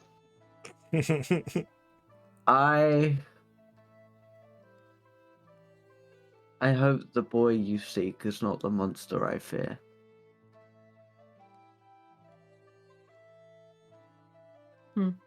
Dun dun Lindell dun. is gonna send Zorn this knowing look again. Yeah, so Sorn is puzzled, not. like Yeah, like Sorn is looking like increasingly more worried. yeah, and they'll head towards the tavern. Okay. Just in search for lodging. Okay. Simple. Maybe something simple to eat as well. Yeah. And Silas wanted a day off tomorrow, and you're like, nah. Still Hey, at could. least I gave you a night off. Come on. Still could. Anyway, Yeah, he's debating it. while this is happening, Kazim, you've just left your little warehouse and you begin walking towards the flow in the hopes to meet up with Archie once more. The sun is going down. You do see off in the distance a while, you see what looks to be Draxto circling over something. You're not too sure what's, but you recognize him as he's the only thing flying that high up. It circles and then dives and then circles again. But as you begin walking up towards the flow and you go through the front doors again, you do notice that Greymore is kind of walking from the main room into the library. So I assume you just kind of follow it quickly behind him. Try to flag him down if I can. I'll run and catch up. Yeah, you see as soon as you open the door, you see him quickly look over, give you a quick smile, and as you flag him over, he just kind of stops and walks over and goes, "Hello, Kazim. I hope you met with our construction. Do you need something?" Yes. Yes, I do need something. Unfortunately, I'm a little short on the tab. Could I perhaps ask for a loan from the city? I don't know if you're even the right person to talk to about this. I just know you that be I need short of some money? direction. I suppose maybe. How much money are you looking for? I would need 1,000 total, but today I just need 500. I can pay back fairly soon. This is just to get the place off the ground. All right. Give me a moment as he kind of walks over to Margaret, and you see him kind of whispering something as she quickly just kind of jots something down, nods, and begins walking off. And you see Archie just kind of standing there, looks at you, and just kind of holds up one finger as he's waiting for something. And after about 5-ish minutes, you see Margaret kind of walking back, and she's whispering something. Archie kind of walks over and goes, "Very well, I think we can help you with that original 500 if you need, because if I remember correctly, you're using it for some kind of soup kitchen or something." It is going to be a home for the poor, essentially. I think that's worth us investing in. Take it as a loan from a friend. Take your time to pay us back, but we do expect you to, because that's kind of a lot. But Of course. you see him kind of hand over a small bag of what looks to be 50 platinum. Throw that in the coin pouch for a second. Ooh, that's a lot of plat. Thank you. I'll pay you back as soon as we get this place. I understand. least- Sometimes yeah. we all need that startup money, so please take your time. Is there anything else? Yeah, I've actually got a couple of ideas about the doppelgangers. Oh, That might be important. fantastic. Well, what were you thinking? I've got a feeling that they might be looking for positions of power within the city. Interesting. Okay. So, what You see him district kind would of you snap say- his fingers and bring a scribe over as he kind of grabs a piece of paper and a quill and he starts writing stuff out and he goes, "Continue." So, what district of the city would you say is the more expensive? Like the most- Richie- I would say this area, the bank district up here with the flow, and you see it outside. The buildings are a little bit more well taken care of, as most of them are our benefactors, for lack of a better term. I don't think that any. If I were to infiltrate a city, I wouldn't start with the current district. There's military presence there. Mm. There's not much to be gained from taking over a place in the current district. However, let's say, I don't know, I was capable of taking over somebody's life. I would look at a rich guy in the rich part of the city, or, I don't know, an archmage. You see what I'm getting at? Interesting idea. Mm-hmm. I would recommend taking at least more than half of the guards that are patrolling the current district and moving them to the banks for the time being, until we can guarantee that there's no doppelganger threat. I can see the value in that, as I think you might actually be onto something here. One second. As you see him kind of walk over to what seems to be another guard standing there, and you see him kind of explaining something to him, whispering something, and the guard kind of walks up and goes, that is an interesting idea. Now, answer a question for me if you don't mind, Kazim. I've heard rumors that Peak Barrow, there was something going on with your archbishops, I think they're called, the right hands of the Sunbeam. Can you just kind of clarify some things as to what happened up there? Doppelgangers are.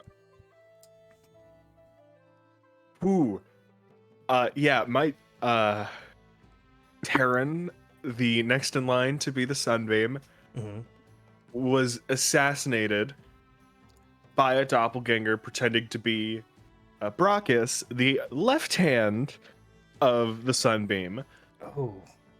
who was Intriguing. attempting to then frame the Sunbeam to become the next Sunbeam, so that a doppelganger would be controlling Peak Barrow.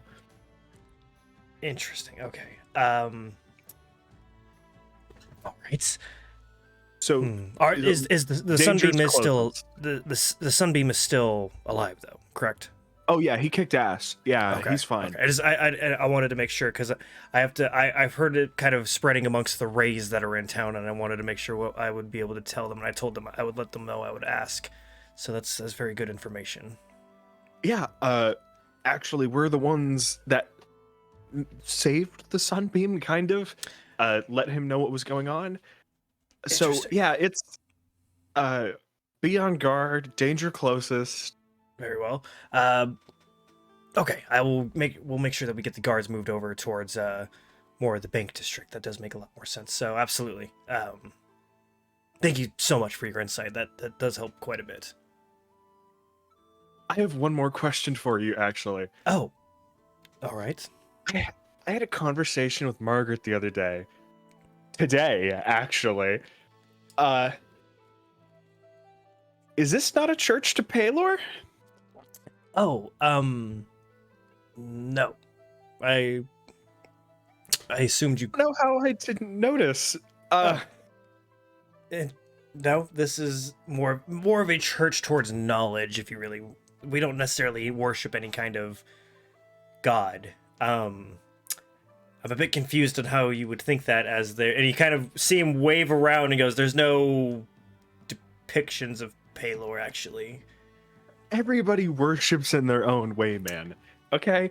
I just assumed that a Church of Paylor sent me to another Church of Paylor and never asked questions. Can I ask you something, Kazim? Do you just assume everyone believes in Paylor? Well, it's not a belief thing. It's more like I thought it was like a transfer, not a, hey, take care of the... It's like sending a farmer to go work construction, you know? Like you don't tell the farmer you're going to a construction job. It was more, think of you were being hired from a temp agency and you were just being sent to help us. I wasn't given many details. I was just told to come help, man. Weren't you a fairly high up scribe? I am fairly high up. In fact, I'm one of the closest people to the right hand of the Sunbeam right now. Roll for deception. Roll for deception. Exhibit B as to why Kazim is great. 16? Are you sure you are? What rank would you be? Wait, the question is, does Josh know? No. Things are fluid right now. They're still trying to find new replacements for the right hand. So while the pieces moving around, everybody's currently kind of unranked. Roll for insight.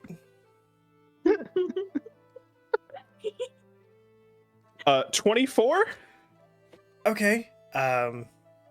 Good to know. You can tell he does not believe you. Not even a little bit. Okay, you want an answer here?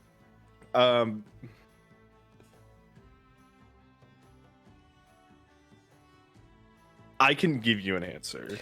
Well, I'll be honest. You don't have to answer. You, as far as I'm concerned, you are separate from whatever possibly happened up there. But no, we are not a Church of Paylor. It's on me. I should have asked. I never asked. I also want to point out that it's fairly hard to lie about your position when you aren't even in your vestments. I'm wearing my vestments right now. No, you're not. No illusion magic. You're in the Flow's vestments. I have vestments from the light. You have Flow vestments that What's-Her-Nuts turned into the light ones, and it turns out illusion magic. That was illusion magic.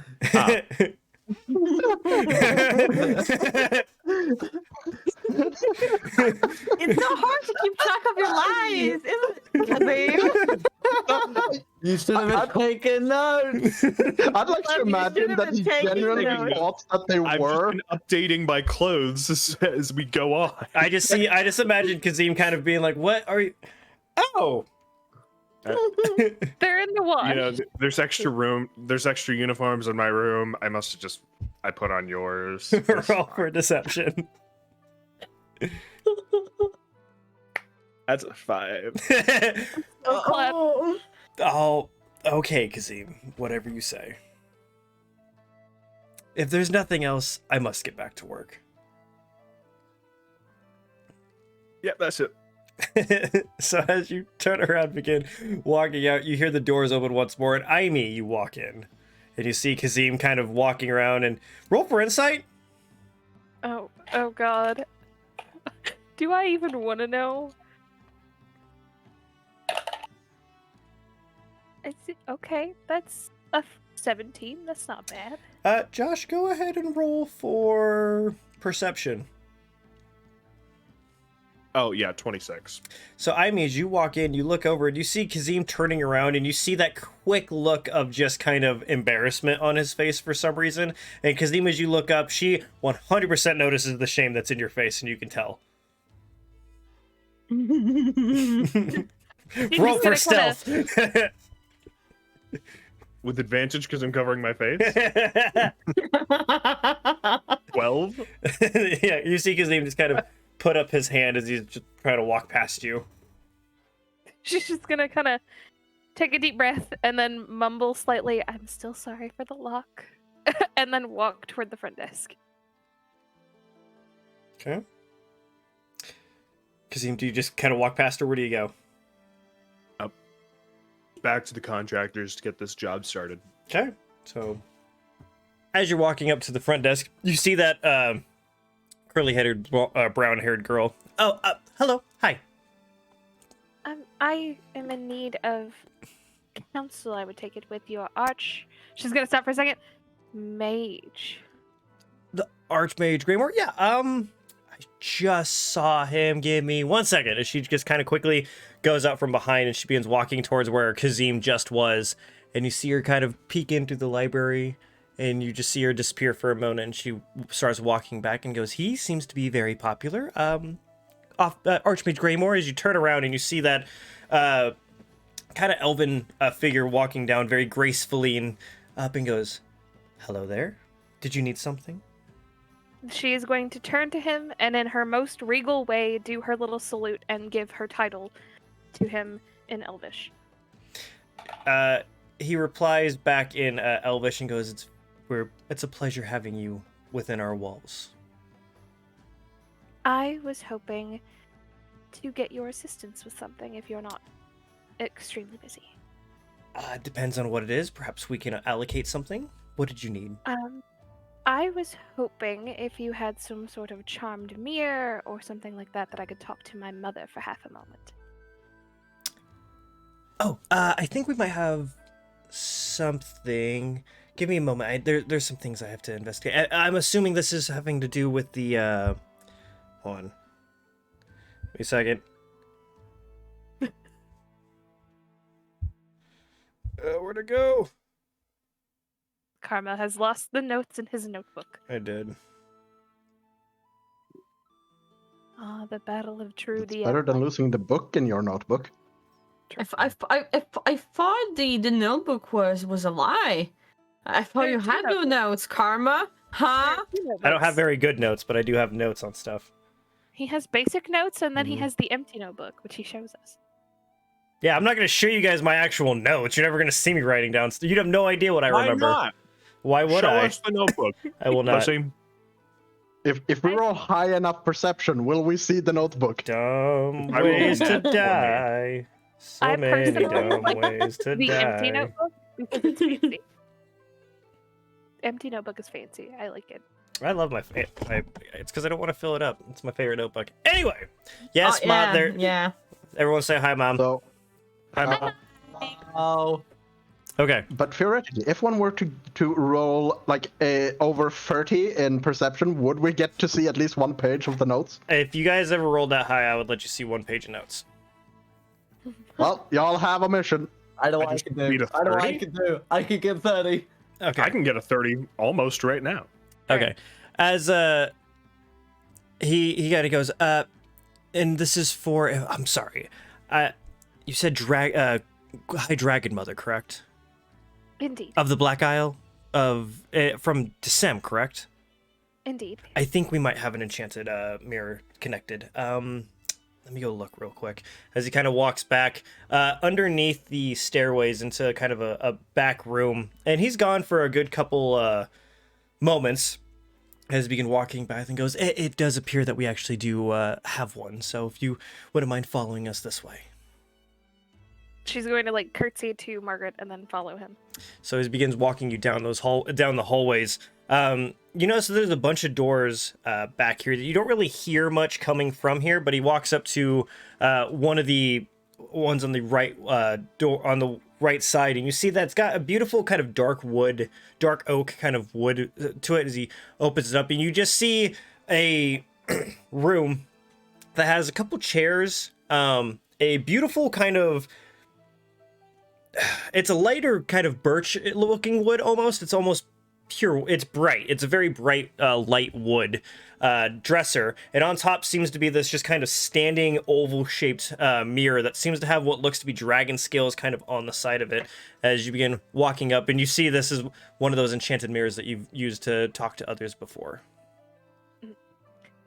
Before he leaves, she is going to ask him, approximately where she is, like on the Isle of Ethyl, like on the landmass. So you are on the southwestern side of the Isle. I believe that the Sem would be a bit more north and very far to the east, so you're kind of on the other side.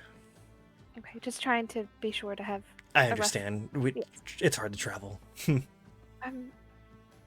Thank you for letting me borrow this first off. It has been quite some time since I've been able to talk to them. Of course, High Dragon Mother. If there's anything else that you need from us, please let us know. Margaret will make sure that you were taken care of. Do you have any sort of...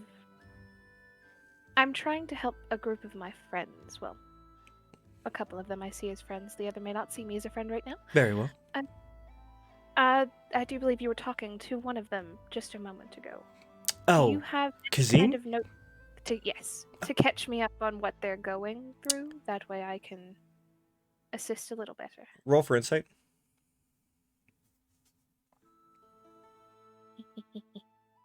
That is 21. You see him kind of look a little confused at you, and you see him kind of go into a blank stare for a little minute and goes, I don't mean to be rude, High Dragon Mother, but I feel the story of their adventure is kind of theirs to share, not necessarily my place. Oh, no. I mean to ask for information on what they're fighting. They haven't told you of the doppelgangers? They've told me of them, but other than fairy tales, I have no idea what these creatures are. To be perfectly honest, before them, we were in the same boat, and it's unfortunately one of those things that you kind of have to experience yourself to truly understand. But have you experienced one? it has been my unfortunate luck to be entirely too close to one. And you see him kind of stop and look at distance and goes, and what they're capable of. She's gonna hold out her hand to be comforting and be like, I'm sorry to bring up the trauma. I merely wish to be of more use to these agents of saviors in the word. You see him kind of straighten up and goes, I understand. From what I can tell you, they can be anything, look like anything, and they can creep into your mind and learn more than anyone ought know. So do be careful, and please watch over them. As long as you're in town, they shouldn't be able to be as powerful as before, so they should be quite easy to pick out. Might I bring up that your aerial defenses are a little lacking? Unfortunately, there's not too much we can do about that as of right now, because not all of us are so lucky. I'm sorry, I have to ask: do you have any idea about that dragon that I've heard?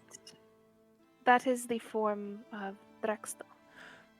Oh, interesting. Very interesting. Okay, that has kind of been the only complaint that we've had about something flying above us, and as long as we are aware of what it is, because my troops have been quite terrified to try and attack it, as dragons are.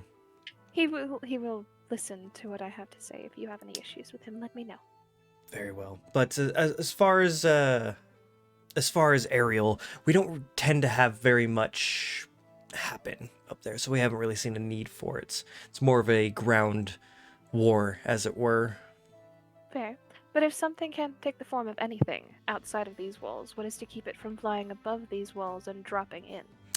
We do the spells that we have and the enchantments that we have do go quite a ways up, so whatever they decided to turn into, they will find it very difficult to keep that form at about 60 feet in the sky, which kind of But gives that may us... not kill all, so just be wary. Of course. I appreciate your input. Alright. If there is anything I can do to help in any way, please let me know. We will make sure to keep that under ideas. But if you need a place to rest, we have extra rooms for more distinguished guests. I very much doubt Kazim would like me staying in the same place that he is, as I melted his lock earlier today. I'll just keep my apartments outside of the gates. Very well. Long story short, I didn't realize maturity levels as it comes with Arakakra, and I overstepped my boundaries. He is one that you might have to be delicate every once in a while, but very well. I must return to work. Please use this for as long as you would like, and let Margaret know whenever you're done. As you thank you. Okay. So, Kazim, where are you headed? You're just heading back to the contractors. You've done all that. You've paid them. They've started work on that. I'm assuming that it is beginning to get rather late, so I'm assuming that we're all going to start heading off to bed. Mm-hmm. Okay. I mean, did you want to play out what you were going to be talking about? Did you want to keep that kind of secret for now? I'll let you decide that one. I think for now, based on the dream that you had, we'll keep it between us to see how that kind of goes. Then we can kind of feed that in. But as you all are able to find rest in the places, I need Lindell and Zorn. You guys are both going to pay 1 silver for your guys' rooms as you're staying within the water wheel. Silas, you obviously are going back there and you have your room that was given to you. I'm guessing, Kazim, you're just going back to your room at the flow. Question? Yeah. Is it 1 silver each? 1 silver each, yes. All right. Anything for the food, or was that included? If you guys are doing food as well, are you doing just food or food and drinks? Foods and drinks. Foods and drinks? Okay. Zorn would be a bit light on drinks. He wants to try and keep a clear head given, the circumstances. Mm-hmm. So for food and drinks, it'll be about 2 silver and 5 copper for each. Okay, Zorn is going to foot the entire bill. Okay. So Aww. I think you would be about 9 silver. Yes. For everything. Cool. Okay. Any other questions? Is that 9 silver including the rooms? That's everything. Yeah, that's everything. You're all good. All right. Anything else we want to get done before we start heading off into bed for the next day? Other than just making sure that Margaret gets my message to Kazim. Yes. Yeah. Oh, cool. Which, Kazim, as you're walking in for your, as you begin walking up towards the room, you do see Margaret kind of turn towards you and goes, "Oh, Mr. Kazim, sir, I believe his name was Silas, the very large orc, came in. He had a message for you that he would like to meet you for drinks tomorrow night if you're free." You said very large twice there. Whatever. Yeah.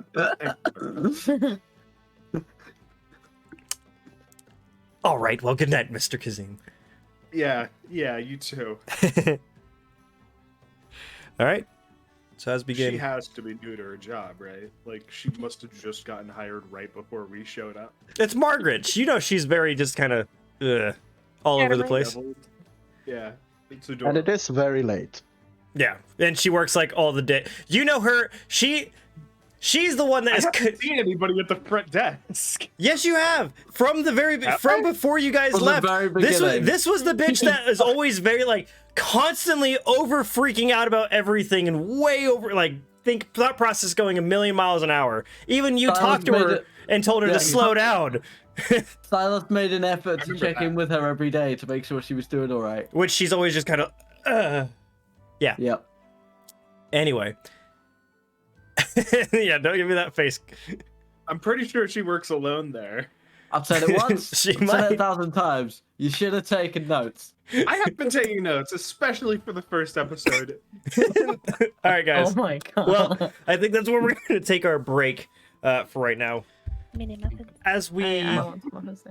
spend our night drifting off into lovely sleep, all of you do manage to get a nice long rest. And as the sun begins to rise over River's Run, and you all begin, you guys all kind of sleep in a little bit. With Zorn and Lindell, you guys had a very long journey, so you guys kind of sleep in a little bit and a little bit tired. Silas, you managed to sleep very well rested. It feels like there's this weight off of you, and you were just able to get a great night's sleep all of a sudden. It seems like the pressure seems to have lifted off of you a bit. Kazim, you are able to you're able to sleep, and you sleep your normal long amount as you normally do. But as you wake up, it's about, I'm going to say 9 in the morning or so. The sun is already up. You obviously missed sunrise, but as you wake up at your balcony door, you see a figure standing there. And upon kind of wiping your eyes off, you notice that Tamiel is standing at your balcony door, leaning against the side. He goes, "Good morning, Kazim." You fucker. Did I activate the bracelet in my sleep or something? No such thing. I have come asking you for a deal. A deal? You want a deal with me? You have something I need, and I am prepared You're to help. willing to make a deal with the devil right now. Is that right, Tammy? I mean, I don't see you that evil, but I have to ask you, what would you like? What are you desperate for? What do you need from me? I need Brockus's dagger, please. You're not getting it. Why not? Why do you need it? Balcony is still shut, by the way. That door's been locked. And he's inside of it. He's inside He's the room? inside. I was hoping I was yelling at him through a pane of glass. No, he's inside. What do you need What do you need his dagger for? Oh, some research that Nico and I are conducting together. Since you and your group have decided... Yeah, go ahead, roll for insight. 25? It's a nat 18, people. You can tell he's withholding something. What you researching? I'd love to tell you, but I need the dagger. If you'd love to tell me, just tell me, baby. Information comes with a price, dear Kazim. I'm going to use the armband to sight. I'm going to use it just to see if Okay. there's something I'm missing. Okay. Boop, boop, boop, boop, boop, boop. As True you're sight. kind of looking around in true sight, you're not picking anything up. You're just seeing this weird kind of... This wasn't like this before, but you're seeing this weird bluish aura kind of around Tamiel.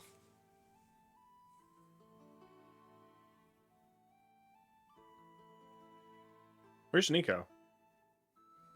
Why isn't he here? I need the dagger, Kazim.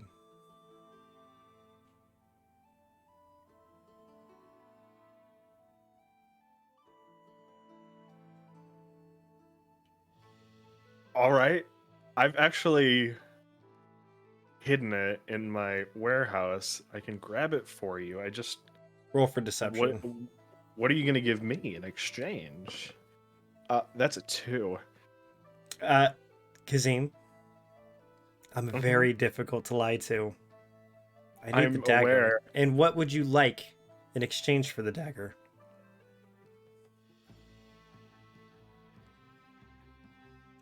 Keep in mind, our deals are bound in by destiny, so they will be completed once they are made. There is no backing out of these deals. But that also means whatever you'd like, if I agree to it, you will receive whatever you'd like. I want your name. Your true name. Oh. It's a callback and a half for the guy that doesn't take notes. Very well. Assholes. If you agree Nah, to give me... No? Nah, fuck you. I don't want to give you the dagger. It's mine. I earned it from the man who killed my father. I feel like I earned this dagger. Very well. How much platinum are you willing to offer me for it? I just want to hear a number. Depends on how much you'd like. Or if you'd like, I can help you deal with what's inside that bag. Yeah, all my shit that's in the bag. Yeah. Not that bad, Kazim. Okay. Have things gone missing in the one that you gave Silas? Not that I've noticed. Perhaps you should go check.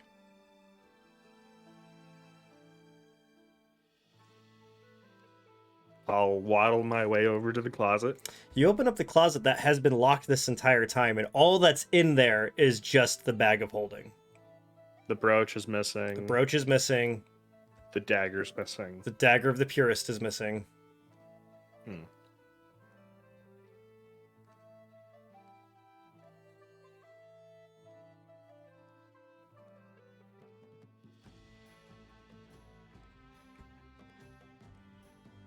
I'm gonna pick up the bag and turn it inside out like I did originally. Okay. You turn it inside out, and Silas, what you have in the bag?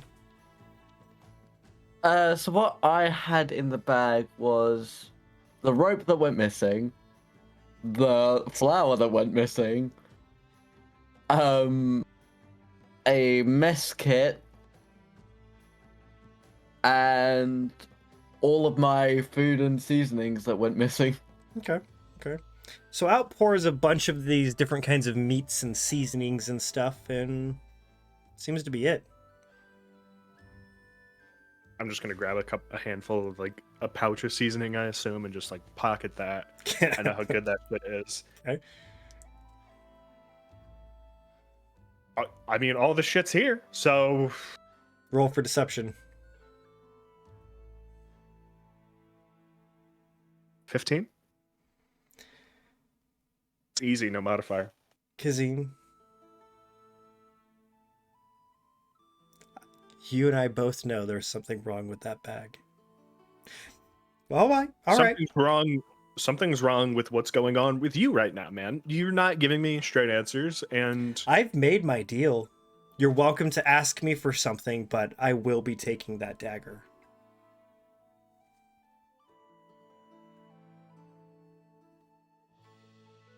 over my dead body. And I will take this bag of holding and hover it dangerously over my bag of holding. Oh, What's going on, asshole? Or we're all going to the ethereal plane, bitch. Roll for Constitution save. Holy Oh, shit. easy.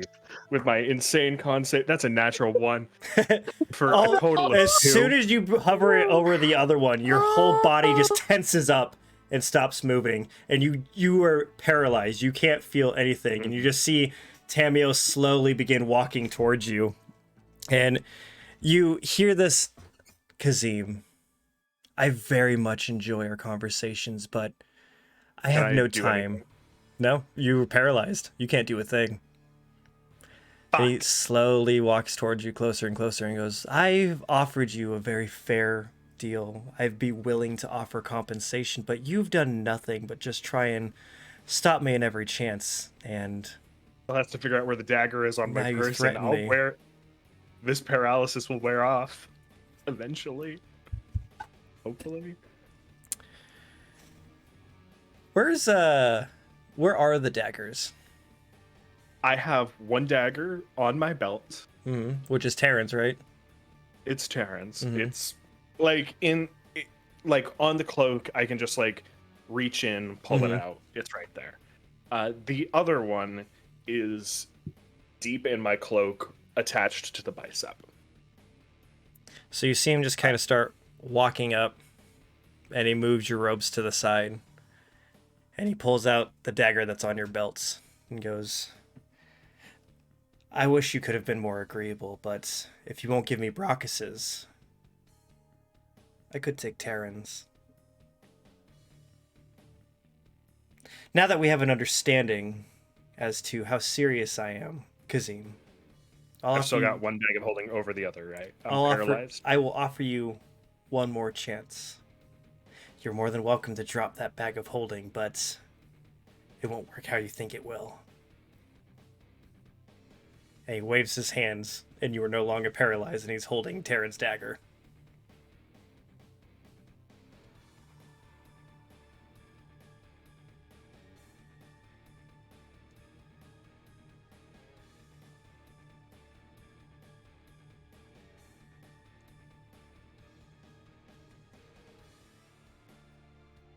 You're a son of a bitch, you know that? You want Brachus's dagger so bad. And I assume now it's in exchange for Terran's dagger, nothing else, right? I will still more than willing to make a different kind of deal, and I will still give you Terran's dagger back. I do not wish to take your father's dagger. I wish to take the enemy's dagger, but Terran's will do. I just figured I'd offer you the option and be, as you put it, the nice guy. So what would you like? I've still got True saying up. Yes. This blue aura. Mm-hmm. Can I read anything off of it? Is there any insight or arcana check I could make here? It seems... Yeah, make an arcana check. No. I'm not going to gain anything. Okay. What did you get? Lower than a 10. A 7. Yeah, it just... From what I can tell you is, based on the last time you did see Tamio with this on, it seems much brighter and intense than before. You aren't sure why, you don't know what that means, but it just seems more intense.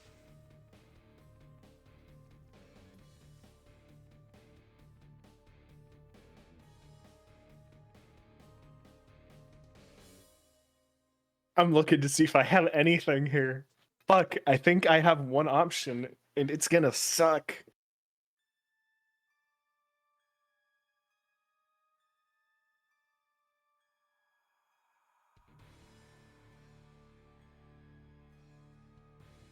I'm gonna put my hand on my bicep and cast Dispel Magic on the dagger through my cloak.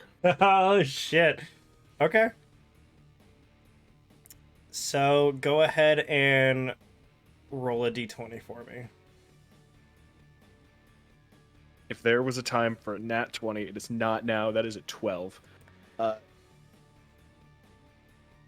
You go to try and cast a spell magic, and you just... It feels too powerful to really be able to do anything. Do I add anything to that, or is it just a flat d20? Just a flat d20. Son of a bitch. I cast spell magic, so there's that. Kazim, I will give you one more chance. I will be leaving with that dagger, as now I know where it is. Blank. I cast blank. With the... Okay. Let me see. Is it the actual spell, or is it that bracelet thing I gave you? It's the spell. It's the spell itself. I have it at 3rd level. Okay, let me I just want to read it to make sure I get this right. End of my turn, I roll a d20. On an 11 or higher, I vanish from the current plane of existence and appear on the ethereal plane. At the start of your next turn, when the spell ends, I return, and then I can return within 10 feet of the current space. Okay. And then that just keeps for a minute. Okay.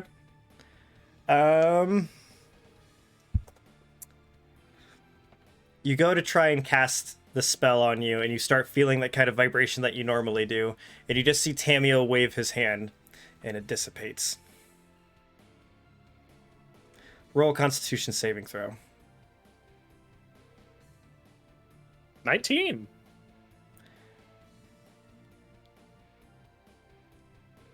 You're still paralyzed.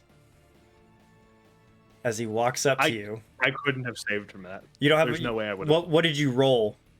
An 18. An 18, so you couldn't. If you would have done a 20. Actually, no, a 19 or a 20 would have done it because it was a DC of 20. Because this is like fucking 5th level. As he walks in closer to you, and he places the Terran's dagger back into his holder, and he grabs Brachus's dagger, and he looks at it, but then he looks over, and he grabs the bag of holding that Silas gave you, and says, "I'll return this when we're done. Good luck, Kazim. I wish you would have done this differently." As he disappears.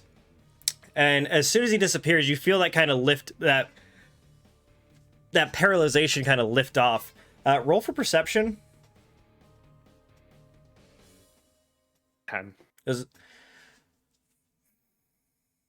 You kind of look around to try and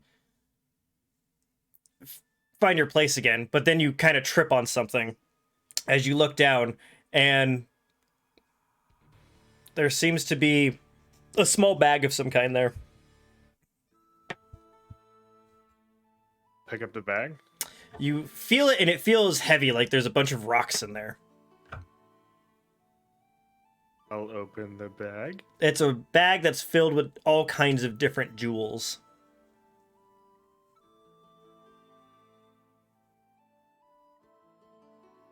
Pocket it. I'll count it later. I've got bigger fish to fry. Okay. So after this happens, where do you go?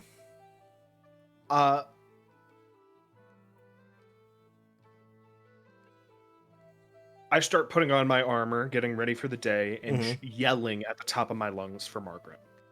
Okay. So as you're quickly putting stuff on, Margaret starts running upstairs, and she bursts into the door, and she goes, "Are you okay? What's wrong?" Somebody broke into my room. I've just been robbed. I need you to let fucking Greymore know shit's going down. I'll be back. Okay. I need a description. What are we looking for? My friend Nico. You find my friend Nico, the situation will be over. If he shows up, keep him here. Do not let him leave. Put him in a jail cell. I do not care. Keep him in this building. Okay. Yeah. Okay. As she begins walking down, running towards the front of the building. Through the balcony, flying to Tasha's. Okay. As this is happening, Aimee, you're in your tent, right? So you begin waking up and starts putting your stuff together, and Draxto is kind of on the outside. And after a few moments, you begin walking outside, and you notice that as you walk outside to Draxto, you see sitting next to him in the grass, you see Tamiel sitting down, talking to Draxto. She's going to try her best not to rush over, but to be like, "Oh shit, okay, hi." Whoa. Hello, Aimee. It's good to see you. Where's your half of a coin that An issue has come up in which I am attempting to resolve. I am trying to help with that. I've got friends now. I So- believe your friends have no interest in helping Nico or I, but I do appreciate the thoughts. He shall be It's a different back. set of friends. Oh, is that so? An elf and an orc. Roll for insight. Oh god. That is 14. Did they say why they're inside? Why they're here? They're looking for blonde-haired Asimar? Very well. Keep them in town for me, will you? I was going to use them to help track Nico. It's much more complicated than that, my dear. But I will say he will be around soon enough. But please make sure they You stay in town. Do you promise? You see him stand up, and he looks you in the eye, and you see that kind of galactic look in his eye, and he goes, "When it comes to Nico, I never lie. He will be back." Also, why did my mother not know who you are?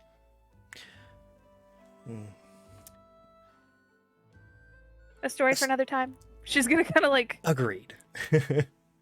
I promise I when I don't- come back, I will have more answers, but I need you to make sure that they stay in town. Also, I must warn you, Kazim is going to be rather cross with me.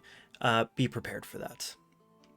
I mean, they were already rather cross with you. You see him lift up the And we are dagger. not the best You of see him friends. lift up the dagger and goes, I believe it'll be much worse for now. But I will be bringing it back.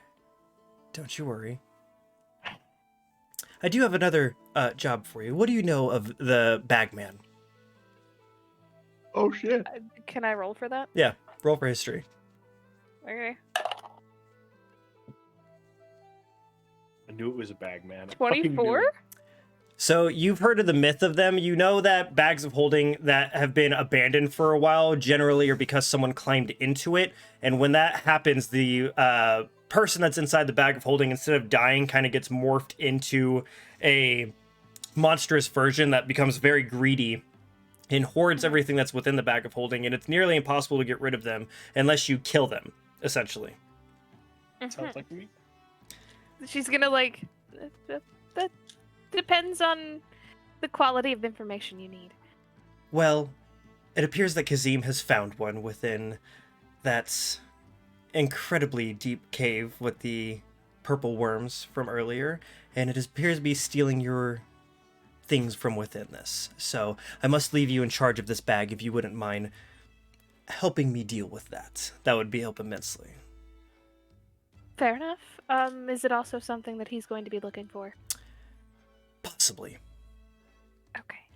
Be prepared to lie to the small child bird. Got it. You're dead for that. You're dead. Now, I do need you to understand that we are not on the best of terms, and Of that I am course. only doing this for the safety of Nico. Of course. If you'd like, I am prepared to offer something in return if you'd like. We'll talk about that when Nico returns. It's better if we make a deal, as it's a bit hard to explain. You're starting to sound like you have some sort of magic up your sleeve that you don't like talking about. Something like that. But I feel like you're in a rush, so you'll have to tell me about that later. Very well. Denalian. You wish to know about him? As much as you know. Very well. Retrieve the bagman, help me eliminate him, clear him, and when I return with Nico, I will tell you all you'd like to know about Denalian, or at least as far as I know. Deal? Deal. Very well, and he holds out his hand. She's gonna shake. As soon as you shake it, you feel this kind of like spark, and this blue magic kind of go over your hand for a little bit, and then just kind of dissipates and goes. Now, if you wouldn't mind, I must be off. Again, be prepared. Kazima's quite cross. If I die during this retrieval process, be nice to the dragon, please. Of course, of course. Oh, and fair warning, best not tell the orc and the elf that you saw me. I'll do my best. Thank you, ma'am. And he kind of dissipates in that blue smoke and vanishes. Let's see. Silas, Lindell, and Zorn. You guys all kind of wake up around the same time as you guys begin preparing and get yourselves ready. Silas, I assume that you're kind of already downstairs with Tasha and beginning to eat your breakfast that she's brought out for you. Yeah, I've got a plate of meat and a Mystric shot. Okay. As you guys are... And I would say that at around the time that she brings it out to you, that Zorn and Lindell begin walking down the stairs. All right. Yep. Just fucking take a bite of meat and then just neck it. Okay. Naked? The fuck do you mean naked? Roll for Constitution.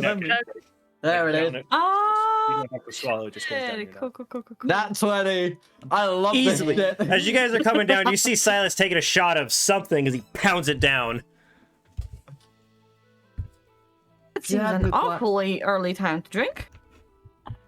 She had an acquired taste, didn't she, Tasha? She definitely had something special, that's for sure. Get one for the both of them as well, on me. Very well. Oh, okay. As she begins to start working on something, and as she's behind the bar, and you look around, and the bar is pretty empty. There's like maybe one other farmer that probably started work really late. As she's working behind the bar, and she gets him a drink, and she's working on other drinks. She goes, "Can I get you two something to eat?" I would actually love some bread and maybe just some cheese. Not a lot. I'm All right. not a morning eater. I'm sure we have that. And for you, Something simple. oh, I can do that. As she begins working on something, and she goes, "Oh, I'm terribly sorry. Where am I at? By the way, you two, I'm Tasha. If you guys ever need anything, you just yell out." It will Zorn. be my utmost I pleasure. think I said that today. Zorn, and yeah. Very well. I'll be that in a moment. As she begins working I'm gonna away his walk- breakfast. We're gonna walk up to Silas's table and nod my head. Do you mind? And point to the chair. Empty, I imagine. Very well. So, Yeah. cousin, how's the hunting in this area? If you go a little bit north, just on the edge of the tree line, there tends to be some deer and elk that graze. If you're looking for something a little bit more intense, I know where you can find a mountain eater. Excuse me? And I'll sort of point in the vague direction that purple worm is somewhere over the horizon. I'm just imagining, like, through a window very far off, you just see the very small sliver of what looks to be a purple worm flying over on a hill. Just way off in the distance. Question, since we passed, like, by Peak Sparrow, wouldn't that be the direction we came from? When you guys were walking down, you did see what looked to be a diverted river, but you guys just kind of assumed it was just some weird earth the phenomenon So here. we're just going to look. I'm assuming Zorn knows what I mean by mountain eater. I would assume so. Yeah, Zorn would know what they are, because they are also one of those kinds of things that there are a lot of myths about them. Lindell, not so much. Lindell doesn't really know about this kind of stuff, but yeah, Zorn is fully aware of what a mountain eater is. Yeah. Eyes are wide, like he's fully awake immediately. He turns to look at Lindell with just a look on his face like, we dodged a bullet.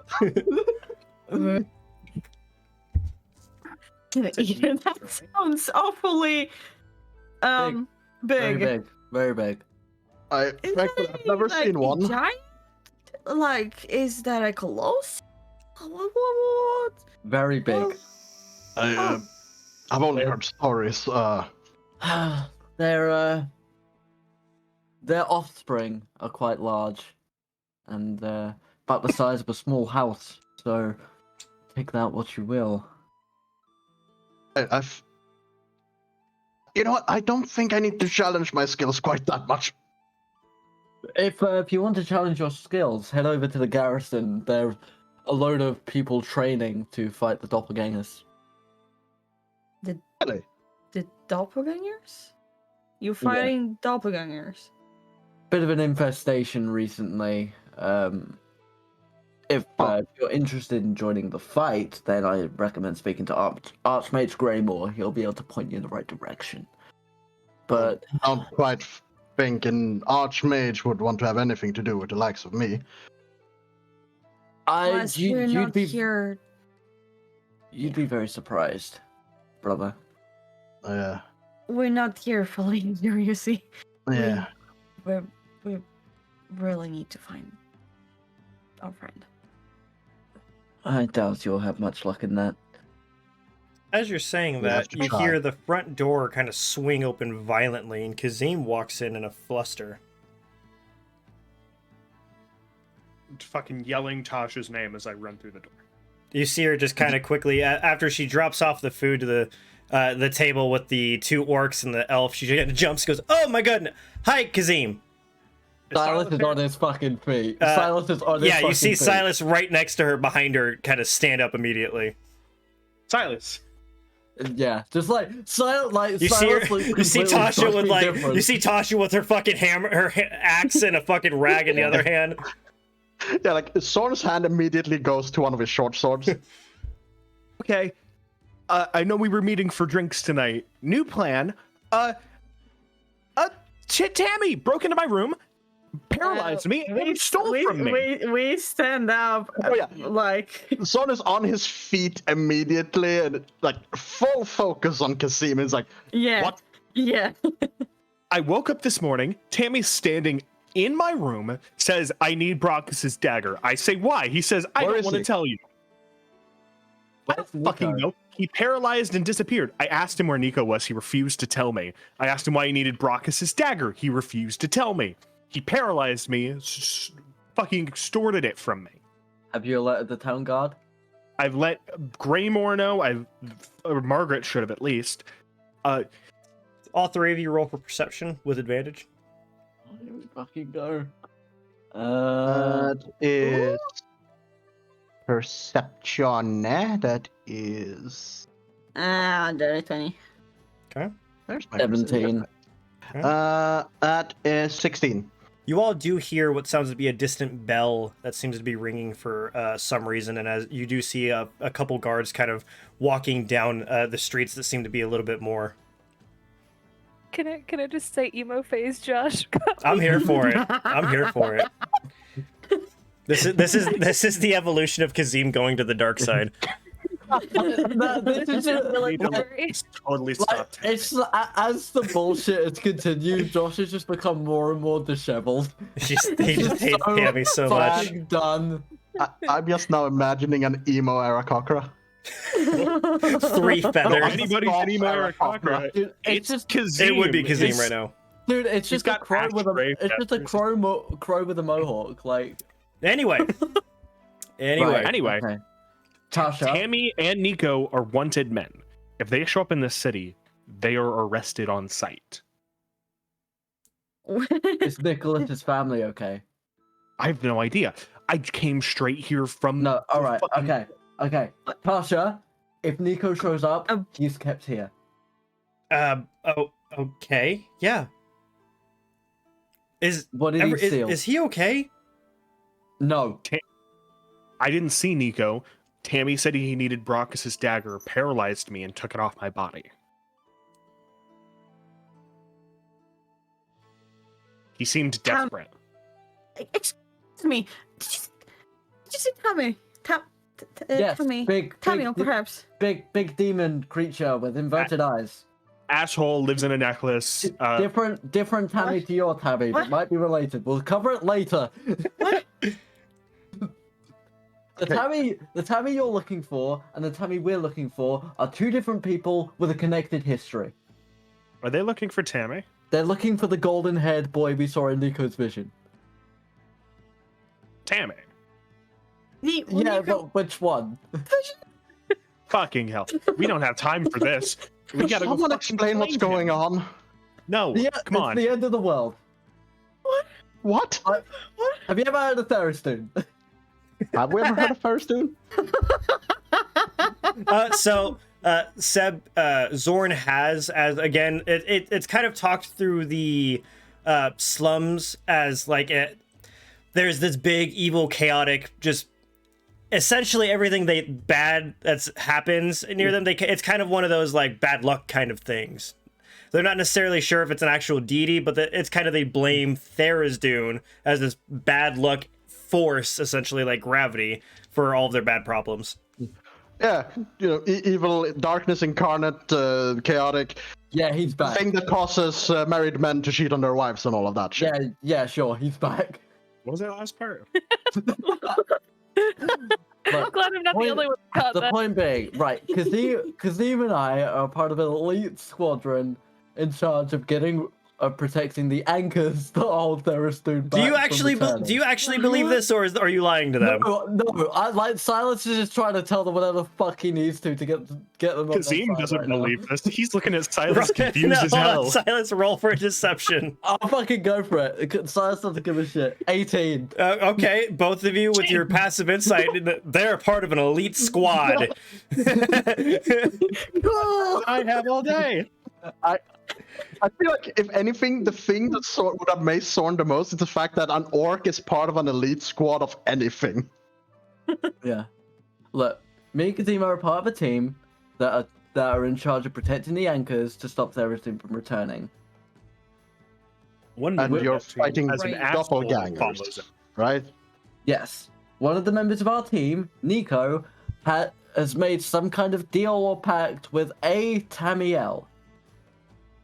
All right. And that Tamiel that we know has been too much The to go worst. into right now.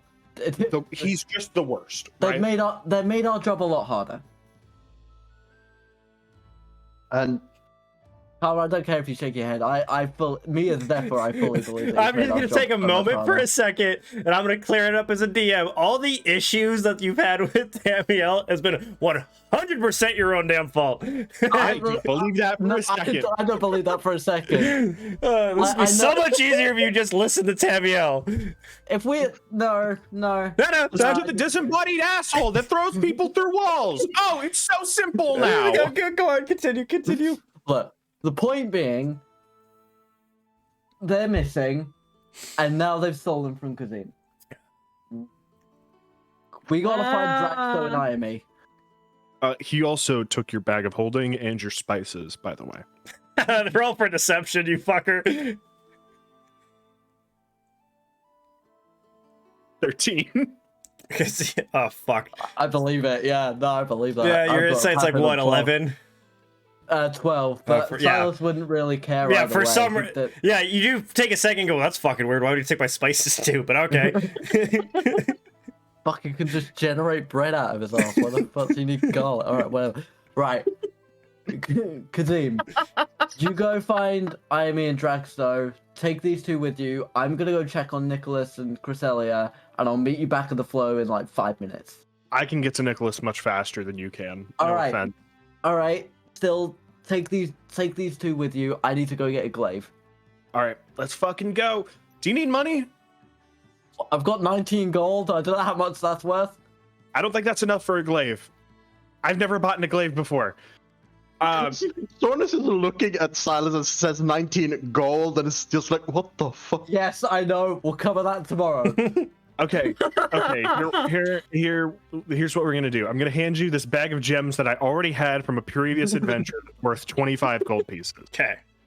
I'm also gonna hand you this bag of loose silverware that's worth 35 gold pieces. Don't ask. He just has so you guys see him like pull up this bag of holding, and he pulls out one bag that's filled with it seems like a bunch of rocks, and he hands it to Silas, and then he goes back in and he pulls out another bigger bag that's filled with a bunch of clanging pieces of metal that sound like sheets of metal as he hands that to Silas. Do I recognize the silver pieces from Yes. anywhere at all?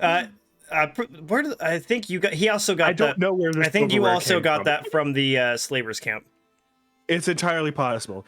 Silas, these are worth 60 gold together. Don't take a cent less. Okay. Right. So how much is the bag worth? Do we not know? Which one? The gems and stuff. 25. 25. And At the least silver's that's worth what's left of it. The Okay. silverware is worth 35. 35. So that's 60 plus the 19 that I've got. So I've got about 75 gold-ish to play with.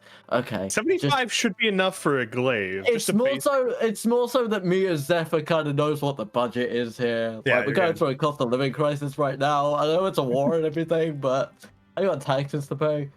So, right. Right, because It's not taxes.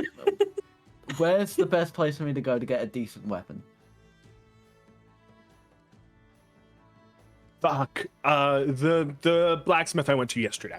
Yeah, you saw when you were at the market, there was a couple Okay. people that were selling different kinds of weapons and stuff, but that Kazim was pointing out to, you know. Okay, right. You two, stay with Kazim. If you see the black dragon from yesterday, right? Yeah. Try and communicate to that dragon that we need him and Iami at the flow right now. Wasn't she the just flow? outside the forest, just in the silver tent or something? Just Don't meet us there, yeah. Okay, but I don't know what's going. For all we know, Tamiel's gone and visited her as well and taken her off to fucking Bon Jovi or whatever. The fuck's He Bon teleported. Jovi? It's town leads, Jovi? don't worry about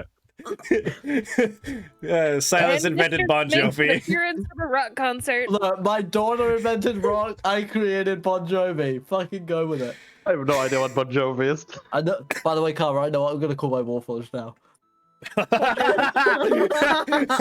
Do it. I will. I actually will. John Do it. Bobu. Let's go. Right. Silas is out the fucking door to the blacksmith. Oh, Okay. this is absolutely I'll take these confusing. two. Tell them try to keep up, and I'm just gonna dash while flying my way to Nyx.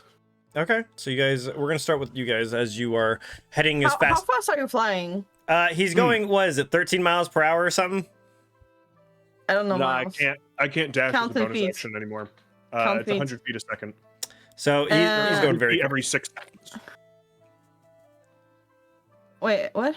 100 feet every 6 seconds. So that his regular walk and dash is 100 feet per round. So you're running. My He's flight flying. Is 50, my flight is 50 feet. Oh. Lindell goes after you 90 feet. Every 6 seconds. Zoran, how fast can you go with the dash? Well, question. I want to know how you rule it. Can one dash both? If one can dash as a bonus action, can one use both their action and bonus action to dash twice? Yes. Well, in that case, I am I'm 90 feet. Okay. So, Kazim, as you're flying over, you do see off against the woods, you do see that glimmer of the silvery tent, and you see what looks to be that black spot of Draxto laying next to it. As you do see, I think you can see Aimi kind of working on something. You're not too sure what as you begin flying down towards Nicholas and Freya's and Cresselia's house. You guys are falling behind, but not fast enough to where you'll lose him. You're still able to kind of keep up.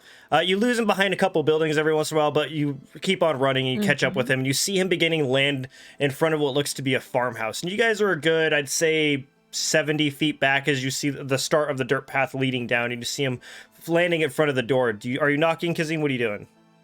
The house looks perfectly fine, by the way. We were going 11 miles an hour, by the way. I slam on the door and shout for Nicholas. So you hear one second as the door kind of opens. You see Cresselia there, and she goes, "Oh, hi, Kazim. Nicholas is out in the field right now. Are you okay? Do you need something?" Is Nico here? Covered in sweat. Roll for insight. Disheveled, covered in sweat. Fucking 23. Yeah, you see her just kind of, no, we actually haven't seen him since last night. Is he okay? Yeah, he's fine. Just playing a game. Anyway, gotta go. Roll for deception. 17, you fucker. Oh, okay. If you need anything, just let us know. I'm flying over to the fields. I'm already gone. Okay, so as soon as you guys begin to start catching up, you're a good like 30 feet away as you see Kazim just kind of take off and start flying into the direction of the fields that Cresselia pointed to. And you guys turn and you start going down there. Are you looking for Nicholas? Yeah, as soon as I spot him, I'm not gonna land, but I'm gonna hover above the ground. How Okay. close to the farmhouse is Ayami's tent? It's pretty far out. It's a good couple hundred Okay. feet out. Okay, cool. Like, is it on the way towards the field, or? No. Okay. We just followed him like Back into ducklings. town, right? Huh? It's on the way back into town. So here's the farmhouse. Here is the tent, and the fields are this way. Okay.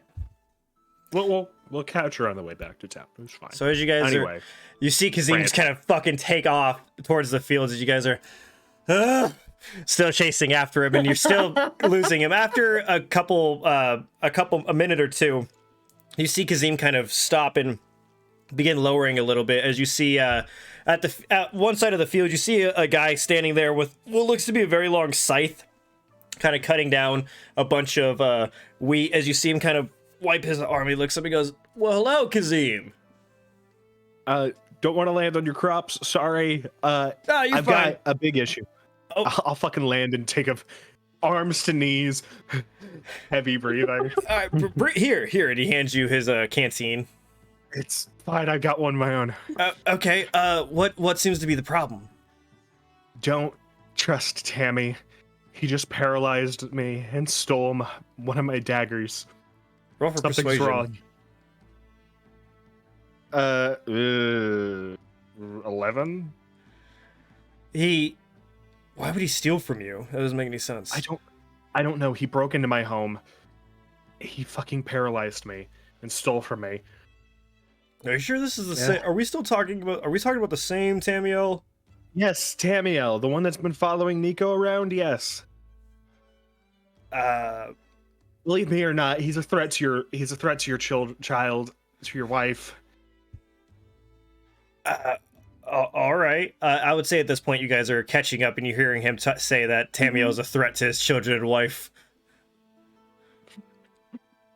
Have you seen Nico?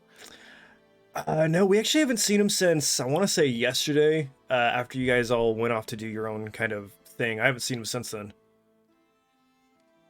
If you see him, send him to Tasha. All right, but do you have it? So he stole from. I'm guessing that's what all the guards are for. Yeah, he broke into the flow and stole from me after paralyzing me. Well, he wouldn't have done that without a good reason. I asked him for a reason before he did it, and then he paralyzed me before he gave me one. Roll for persuasion again. 5. I don't know, Kazim. It's kind of hard to believe. Okay, tell you what.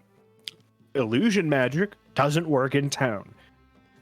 Unless somebody that looks exactly like Tamiel broke into my room. Did you drink a and lot last paralyzed night? me. I didn't drink at all last night. Were you taking anything yesterday that might have had weird effects? I'm a member of the church. Are you insinuating I am doing drugs? Roll for deception. I'm not doing drugs. You did them yesterday. Can't prove it. You did. You did them yesterday. I did drugs yesterday. Damn it. This is why I don't do drugs. 3. Kazim, I think you I need to didn't go. say I didn't. I just asked him if he's insinuating that I did. I mean, I'm sorry, Kazim. It's hard to believe that he's come by and he's been nothing but nice. It's hard. You gotta understand where I'm coming from. It's not that I don't believe you. It's just I don't know if we're talking about the same person. Silas sent me here to keep you safe, to make sure that you're okay. We're fine. I'm surprised your farmhouse isn't burnt down right now. If you don't believe me, that's fine. Be careful. Okay. That's all I'm saying. All right, Kazim. I'll turn around and see these two running up behind me. I think we're... Oh my god. Oh, Sword just came. You guys are fast. You're fast, dude. We've been Oh trying. my god. We're just gonna head over here and take a breather for a second. Yeah, you got. There's a tree over there if you guys want to go relax under the shade. No. Thank you. Hey. I'm gonna go walk under the tree. I mean, as you were working on the project that you're working on, you did see Kazim flying above and just rocketing towards something. So you saw him, but you don't see the other I feel two. like- I feel like Draxto would be No, giggling Drax still about wasn't in the air. I feel like he would be giggling at it, be like, he's trying to be fast. Feathers. I'm sorry, I did not have time to catch your name. Feather? We I'm into that. I have been trying in bouts of running to tell you that the High Mother, whatever, believes your friend, this Nico person, is in some kind of trouble. You have been flying away faster than we can tell you. Alright. Great. I used to be faster.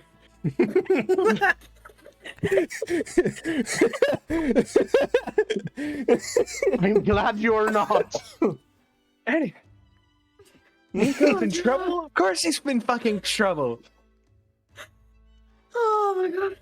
He's got some fucking evil asshole stealing from him.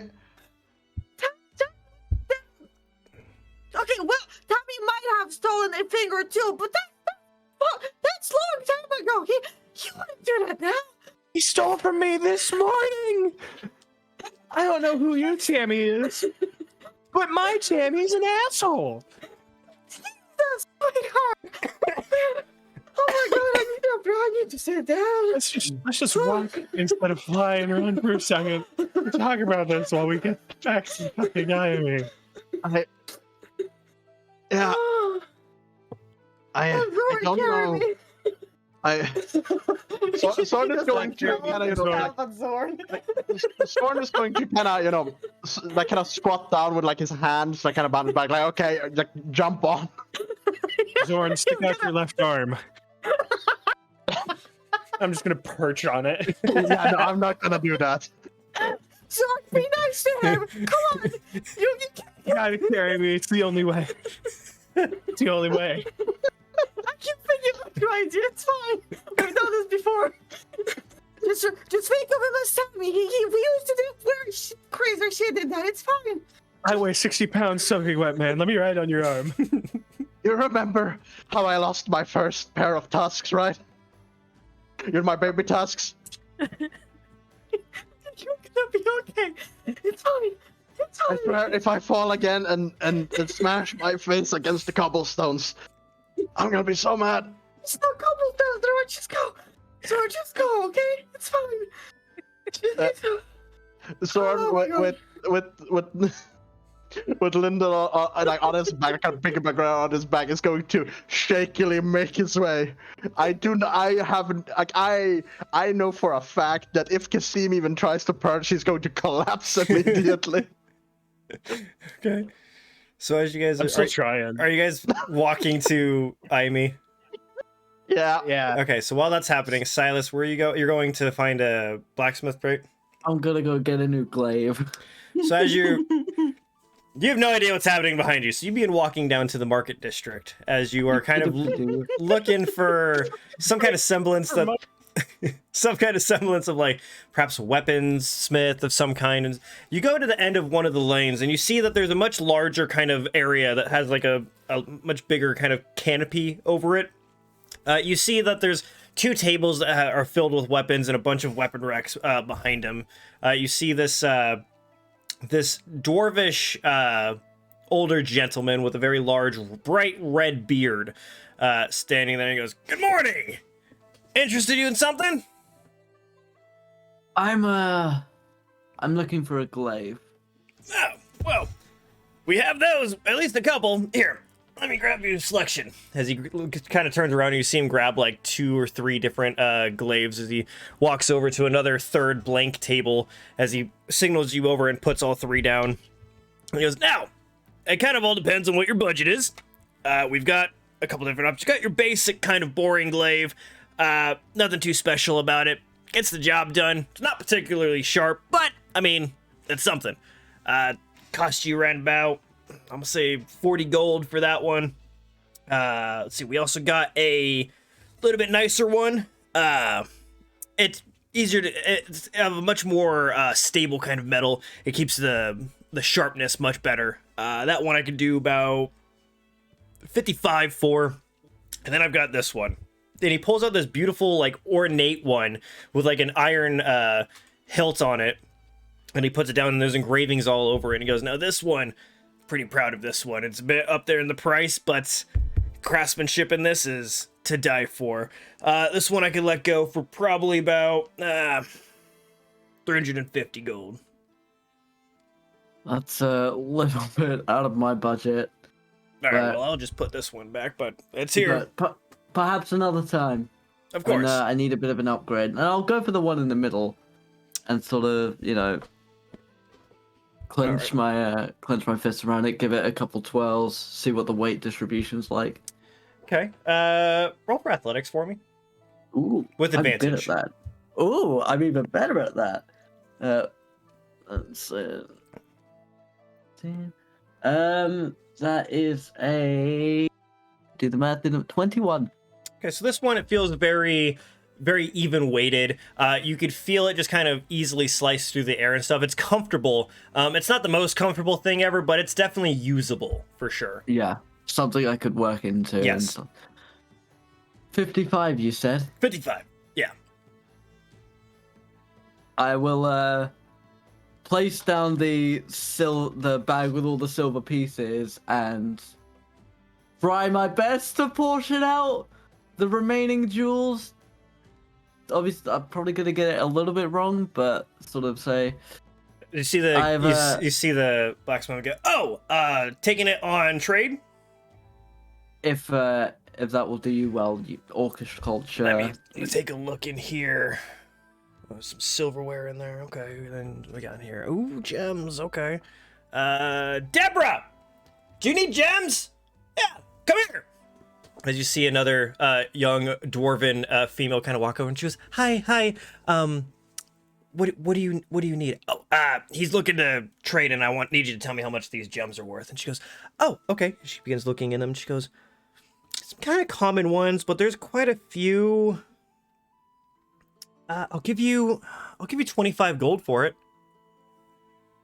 Yeah, that will do. And then I've got these pieces of silver as well. Silverware. You're gonna have to deal with that one. All right, well, thank you. And she kind of slides the 25 gold, and he puts it in front and goes, "I'm just gonna hold it here, so we can get this count.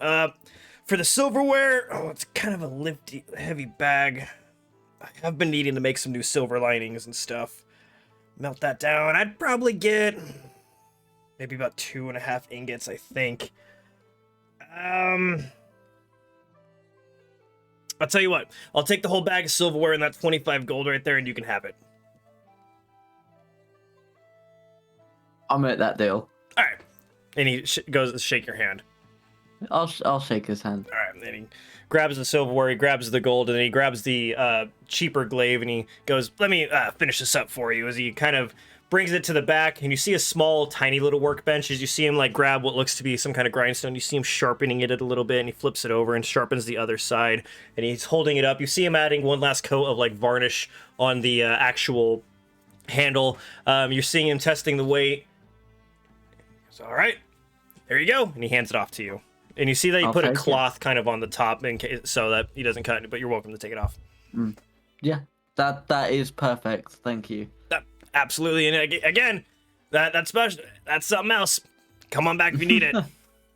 If I have the money, you'll be the first one I go to. All right, we'll be here. All right, and I will make my way to the flow. I assume that's just a regular old glaive. Yep. Nice. All right, yeah. Then I will just head to the flow and wait for the others. Okay. So as you're making your way towards the flow, Aimee, as you're preparing some things around your little camp area, you just hear this kind of wheezing happening behind you. As you turn around, you see all three of them. You see Kazim trying to like climb on the arm of the smaller orc who just can't hold his arm up anymore, and they're all just kind of like.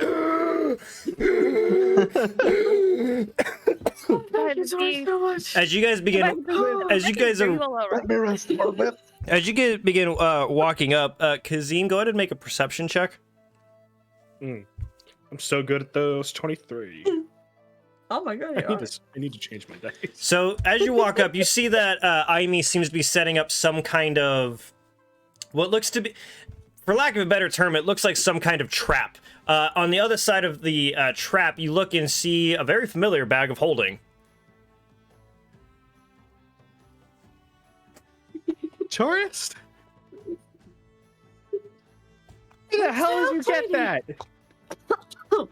What? The fucking bag! The bag that has eaten our friend.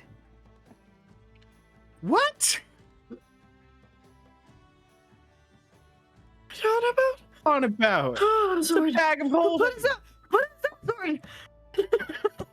Apparently, One has basically collapsed at this point. Like, I imagine both of you are sitting on him right now. They're so out of shape that Lindell and Zoran are just kind of laying down, and you see Lindell just go, What are you talking about? Zoran's just kind of laying down, face down. Muttering in giants to himself. Like, why me? Done to our friends. I'm gonna unscrew my flask of water and just pour it on Zoran. I imagine like it's like sizzles and steams. Immediate fog cloud on the area. You get a whiff of that wet BO smell. Oh, Yeah. ew. Yeah. Oh, my. It's humid. It's just like, I'll ask again. Where'd you get the fucking bag? it was given to me because it seems to have eaten our friend. What the fuck are you talking about? Did you talk to him? To You know who. Don't play coy. You got the bag he just took from me 2 hours ago. okay. And it seems to have eaten our friend, and he dove into the bag. There is a Excuse me? being inside of this bag right now. I've turned it inside out. There's nothing in there. That is an empty bag, unless you put something in it. It is not That an bag's empty- not that big. How could a creature be in it? Have you heard of a bagman? Have you heard about Bagman? Probably. I mean, it's a fairy tale. Can I roll history? You can roll history if you want, Kazim. Zoran, you have heard of a bagman, and Lindell, of course, nope. 14? Yeah, you've heard of the bagman. You just kind of think, there's no way that's Are we actually a dealing thing. with fairy tales now? Taryn read me a fairy tale about it fucking ages ago. What about it? I'm sorry. There's doppelgangers can be real, but a bagman cannot. I'm sure bagmen are real, A but I've creature- turned that bag inside out. There's no way there's a bagman in it. It would have A- fallen out by now. A creature stealing the appearance of another is a lot more believable than a whole ass person living inside of a small bag. A bag that doesn't have Maybe- oxygen in it. Kazim, have What? things gone missing for this bag? Yeah, probably. Why? If it is not a mimic, there's only one other thing that it can be. I know, an asshole that can go through walls that likes to play jokes on people. But the objects were in the bag, Kazim. Okay? Oh, you are dense. That's should've fucking expected that. rude. I'm sorry. I've known I'm you like trying a to week save and our you're friend. insulting me. I'm You're trying to save our friend. Who is in the bag? The bagman? The bagman is our friend. Is that what you're telling me? No. Okay, who is our friend? Who are you trying to save? I'm trying to save Nico. How is the bag going to help save Nico? Because the bagman is connected to me saving Nico. How? Like, it's just nothing makes sense right Connect- now. I hope Connect you the know dots that. for me, Nothing please. makes sense right now. What did he moment tell you? we entered town, the world stopped making sense. What did So- Tamiel tell you? Wait, what? But I need to get the bagman out of the bag. Did he promise you something? No. Okay. Let me tell you what he did to me this morning. Oh, I already He know broke- about it.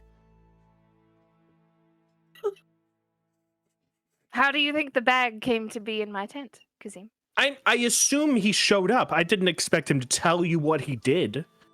He said you were dealing with a bagman, and that it is connected to me helping save Nico. I wasn't dealing with the bag, man. I had it locked in a closet where I didn't have to worry about the bag at all.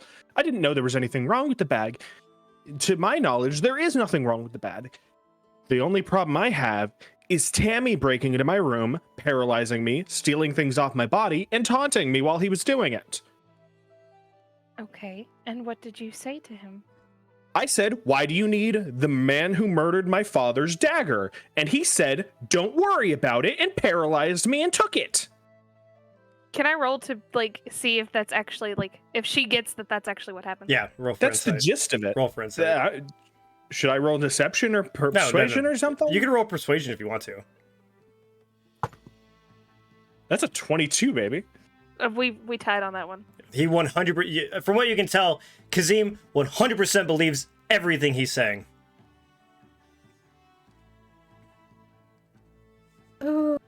Are you sure this doesn't stem from your hatred for him? I hate him, but he absolutely did this. I'm not doubting that he stole from you, and you believe he stole from you. But you also have to remember, if they haven't caught you up already, Nico is missing. After our little spat, he went poof. If anything, it's fucking Tammy somehow- that did it.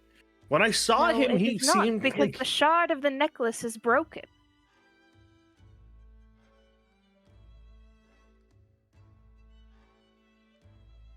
I don't know what that means, to be honest with you. The shard The of the necklace is that broken, Nico and holds somehow oh you so killing a dearly? bagman is gonna save Nico from something? Did I ask questions when you flew off with a giant worm? No, but you also weren't there to ask me questions. You were over at the cart. And I let you fly off with the giant worm, didn't I? You let me fly off with a giant worm? Excuse me, you showed I up don't 2 have days time before to that. argue with You have Izzy. no room to tell me what I can and can't do, Where is ma'am. Silas? Man, this is like visiting a friend and they start arguing with their parents. Silas is at the flow waiting for us because Tammy and, by extension, Nico, the man he is controlling, are wanted by the state for breaking into the flow, paralyzing a When? member of the flow, and stealing. Oh, so you're a member of the flow now. I thought you belonged No, I'm not a member of to- the flow. Whatever. Fuck you, right? You show up, you tell me what to do, you tell me how to grieve over the death of my father. I'm a fucking Once again, child. Once again, You as a are? child, you've misconstrued everything. Which seems to be your And way as of an adult, doing things. you don't understand jack diddly shit. Leave. Fuck you, fuck your dragon too. Flip off, walk away. I just see, imagine Kazim just walking backwards, flipping everyone off. Have your tantrum where your tantrum needs I'm to gonna be. tell in the city Silas in on which you. belong. Enjoy killing a bagman for the asshole. Do his dirty work for him, see if I care. I mean, if you want your bag back, you do care, but Not my bag! Adele is clicking between Hold on, Ivy hold and on. Kazim. She doesn't know who to Just follow. didn't he just say stole my stuff? Yes. Stole my the dagger that was that I stole off of the corpse of the man who He murdered stole my the father. dagger that I stole. And he also said, It was more looting, let's be honest. Kazim did say he stole my stuff. Where did you get that bag? He stole it from me. He stole my dagger. He stole that that is- bag from me. It's not my Yes. bag, though. And you also said he stole your stuff. Therefore, it is still technically connected. He But stole my anyway, dagger. Take That's my stuff that I have Right. rightfully stolen. I forgot exactly how the quote semantics, worked. right? Semantics, right? He still broke into my room, paralyzed me, and stole shit from me. And technically, the bag was a gift to me from Silas. So yeah, it was technically mine. Kazim doesn't see it that way. But yeah, at that point, it was in my possession. It's basically mine. she's gonna look over at them and be like, "I'm so sorry you had to deal with his tantrum. He's only." I am 6." getting more and more convinced that this Tammy of yours is not the same as our He's- Tammy. The- For if it is, Danielle. then either something here is very wrong or you're all trying to deceive us. Mm, Trust me, Tamiel is rather harsh and much of an asshole, but he does things for reasons that he believes are true. Whether or not he gives us answers, that is a completely different story. Yeah. What do you But- think, Vincent? But Nico is an Asimar, so he may know your friend. It's the only lead we have. Okay, Or me as a you player, I can don't. I want to follow just point it out. Yeah, I have an ASMR friend. He might know your ASMR friend, like this one Asian child at this school that probably knows the other Asian child at That's the not same just school. me. Huh? I wanted to point it out, but at the same time, it is the only lead we've got. Well, it's also the fact that, you know, in the entire town there's only been one Asimar, so it kind of stands out. So if That there are looks like two you met. Asimars, one's One gonna near know the you all other. of a sudden disappears, and you're hearing stories of one south of you. Mhm. Just saying. I Anyway, love it. as this is happening, Silas is just kind of Follow him. Silas is just whistling down the street as he's walking up to the flow, not a care in the world. I wouldn't quite say whistling, but I want to prep like the dog is with me. Yeah, the dog 100%. he's walking Like- happily. He has no idea what's happening on the other side of town. Yeah, so like Silas is probably because he would have gotten some leftovers of the meat from breakfast feeding the dog, but like he's kind of looking at all the guards being like, okay, some like whatever the fuck happened, I'm so sick of this bullshit. I would rage if I could, but I can no longer. And he's just like, I just wanted some nice clothes and a new weapon, and I don't even get a day's break. This is fuck it. I'm gonna go guard Greymore until someone tells me to do something else. Okay. So as you're walking up to the flow after Lindo and Zorn, do you go with Kazim or do you stay with Ayami? We're kind of supposed to follow Kazim, and we're supposed to meet up with her as well. So like, well, What do you do? Well, I mean, we followed Kasim to meet up with her. After that, we didn't really have any instructions, so Zorn So I is suppose- waiting, like leaving it entirely up to Lindell. Like, Oh, leaving- so you'll get me for fucking direction now, huh? God damn it, Zorn. We say lady. God dang it. Because we were supposed to meet up with you. And if I remember correctly, Silas was also supposed to meet up with her. If I remember correctly. You guys were meant to meet me at the flow. Originally, the plan was you were supposed to meet me at the tent in the morning. Yeah, but then that changed when I heard Tamiel was doing shit. And I told them to tell you to come meet me at the Kazim! flow. Wait, that's what you actually said? Yeah, no, First I he didn't did even- tell us to go to Okay, the. like, I did not hear that at all. Yeah, I told you guys. to go- I'd forgotten about it until he said it. Like all the chaos. Yeah. I said, find the dragon, tell him to tell Ayami to meet me at the flow. Effectively, verbatim. Oh, Zorn, since you were the fucking one that remembered. I'm pretty sure. I assume he's recovered, but he sits up. Like before, he was like face down in the dirt. Now he sits up, like not really caring to dust himself off, and he just kind of sits up.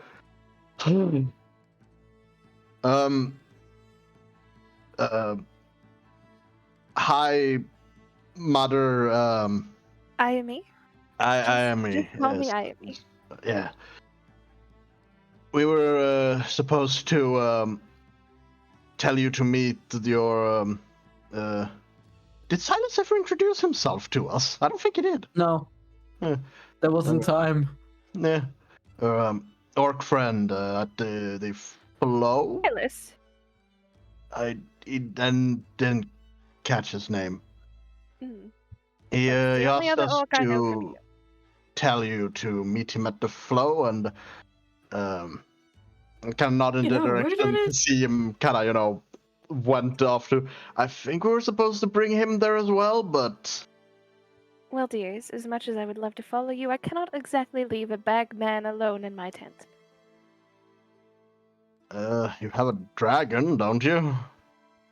And the dragon will probably not enjoy watching a bag. I can send him with you, though, and he has a link with me, so it'll be easier. I look at Lindo. Great. So we're just Here, I'll kind make of- I'll make it easier for you. She's gonna like pop partially out of the tent, keeping an eye on the bag, and be like, "Draxto!" Then she's gonna hold out the scythe. Can you journey with these two to the flow, please? He's gonna walk up slowly and just black smoke as he grabs it, kind of annoyed. Just grabs it out of your hand as he begins turning back into that. In front of you two, you hear that snapping and different, all the bones kind of realigning as it stands up. This black dragonborn. Then all of a sudden, all of the scales on his face begin to start smoothing out into this like tan skin, and his weird, like, spiky scales in the back begin turning into just hair flowing down, and all of a sudden there's a very tall elf male standing in front of you, and as he says, "Very well, if I must." Zorn is just looking between Draxo and Amy and Lindell and the town, and just looking between all of them. And you're fighting doppelgangers! To confuse you even more, this elf has a beard. Yes, he does. He has a like, because in dragonborn form, it looks like he has like a beard made out of scales, and it just turns into just beard hair all of a sudden. I reiterate, it has changed shape, and you are all fighting doppelgangers. What? Len, what is this town? And He only has a limited time like this, so if you will. Alright. He'll Well, also be able to converse with you this way. good luck with your bag. I have a question. What is the distance between the city and where we are right now? In miles? Between Is it more than a mile or like around the 1 mile? it's less than a mile. You guys aren't really all know that what? crazy far. Yeah. You know, Lindell is going to look at Amy, look at the dragon, and look at Zorn, and every single one of you in your head is going to hear, you know, I can probably just speak to you this way. Much easier, you know? And the dragon does actually hear it, and he actually does also understand, and he can speak back as well. I rely more on his connection, darling. It's more of a sympathetic thing. It's simply for the ease of communication. When things seem to be a little stretched out.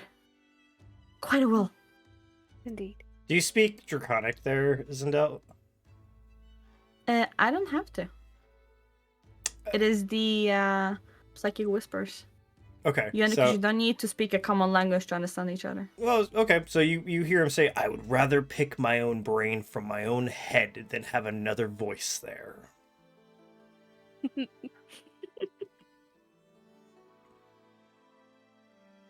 Then maybe we shouldn't antagonize the dragon? I haven't done anything. And Zorn, you see Draxto kind of look to you, and you see these emerald eyes. He just blinks, and all of a sudden they turn into this black eye with the kind of that golden orange pupil that is common with dragon eyes as it switches back. Right. Shall we go then? Draxo, I would like for you to talk to Silas if you can. He's a little more understanding than the young Very one. well. As he kind of walks out of the tent, and you see him kind of get down on all four and turn back into that dragon form, and he just takes off and starts flying towards the flow. He's left you two behind. no, they're running.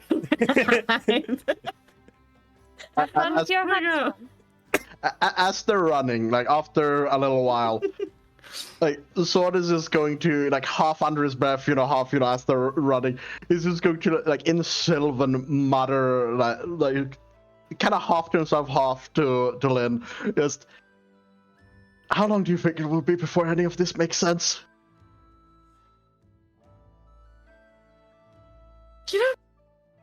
That's whatever it's involved. Just run. Just keep running, okay? Just keep running.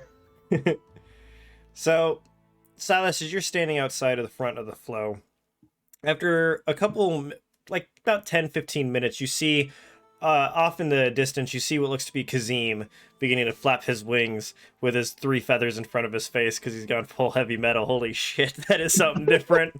Sorry, I got distracted there. Oh my god, Yeah, Josh! I got heavy metal right there. But you see, Just a little bit more hair in the Give front. us and... the rock on, bruh. yeah. Yeah. Oh, All right.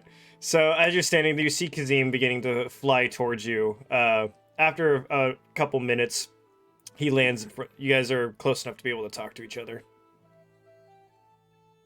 You look like you've seen better days. Yeah, I am me.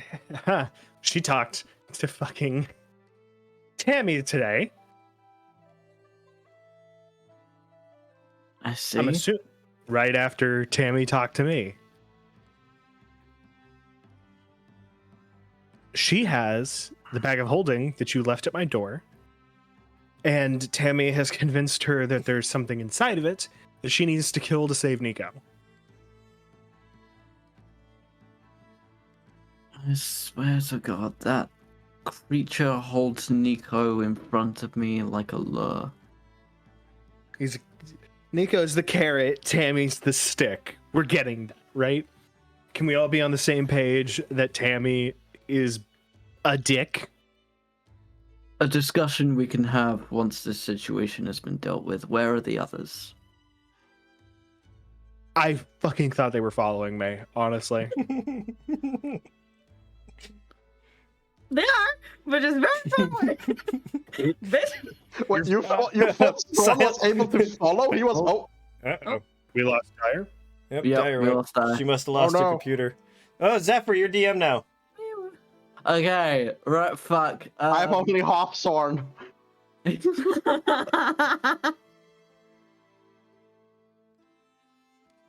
Oh, she came back. Yep, give her a sec. Oh. We can't hear her, but that's okay. We're okay. We're okay. We're good. We're okay. We're good. It all fell apart very Okay. quickly. Anyway, Silas, will you go ahead and roll for It moved. perception? Oh god, here we fucking go! I just wanted one day off. I have to say, I find it amazed that Kazim thought Zorn would be able to follow, given the fact that he was doing a very good pancake impression. 15. You look behind him and you just see what looks to be a black dot now flying through the sky, very far away from Kazim. I believe someone at the very least was following you. I'm gonna give it a minute and see if it becomes a bit more dragon-like. Yeah, after like a good, it takes a while. It takes like what, a good 10 more 15 minutes before you start realizing that that's Draxto coming towards you guys. And you see him like taking a weird path. He's not going directly towards you guys. He's like going a weird path along the city for some reason. He's messing with me, isn't he? Kazim, do you talk to him before they get there? Because you have time from when you get there till when Draxto gets there. I'm gonna keep talking to Silas, yeah. Continue. So here's the thing. Ayami is real mean. She's just mean. I'm trying to think of a way to say this that doesn't sound like I'm a child, and there is no way. She's been mean. That's pretty much it. I told Dad on you. She's just being a dick. That's all it is. She said I'm childish. She said I'm immature. She said I don't understand what's happening. She fucking... I don't think she believed me about what actually happened this morning, or at least if she did believe me, she thinks I'm underplaying it or overplaying it. What?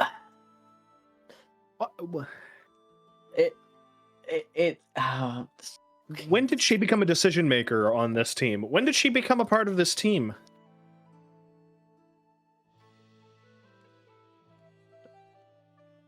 Kazim wasn't here for most of those conversations. Dyer, Yeah. I love you. It's just that Kazim doesn't trust Ayami. So Karma, does the dragon hear that? No, you guys are too far away. This is while Draxto is flying up. They can't. He can't I'm hear pretty it. sure if he heard that, she'd have told No. him to come back. Nope, you can't hear it. I will have a word with Ayami. We have a... She is willing to listen to her as I am willing to listen. She's willing to listen to me as I am willing to listen to her. And I will try and get to the bottom of this. I believe what you have said, Kazim, and believe me, I share the concerns with one Tamiel. But equally, we will never have our answers until that devil begins to talk. I don't think there's anything we could do to get him to talk to us. I think we just need to set our foot down. I will try and discern what I can. But know this. Should it come between picking Tamiel or you, Aimi, or you, I have had your back since the beginning. If your life is in danger, I will protect it. I want him fucking dead. He blamed Terran's death on me. He stole Brachus's dagger and flaunted it to me. I want him dead. Believe you me, that, like... You can shake your head all you want, Karma. You Tammy's been a blamed real him! jerk. You blamed him! Well, that's okay. He's blaming Ayami for shit too, so it's fine. We're gonna Let go him- real. We're let gonna the go real fire- far into overtime tonight. I'll If I go- have him to I'll explain pull up this. the clip. I'll pull up the clip of you Pull up the blaming clip all you him. want. He said he arrived moments late. Moments late. That doesn't mean right before we got there. That means minutes. That doesn't mean days. That doesn't mean hours. That means minutes or seconds. He said he was moments late, and he didn't tell us until the next morning, after we found out that he knew something. What would you Okay, have done? that's like pulling up to the bridge as somebody jumps He could have off. said, hey, fair warning, your dad just got murdered. You might want to check it out now while there's still a chance to catch the murderer tonight instead of tomorrow when the murderer's already washed his hands. I've seen how Kazim acts with all this stuff. That's not at all what Kazim would not act reasonable to be towards that, but that's okay. Do what you're gonna do.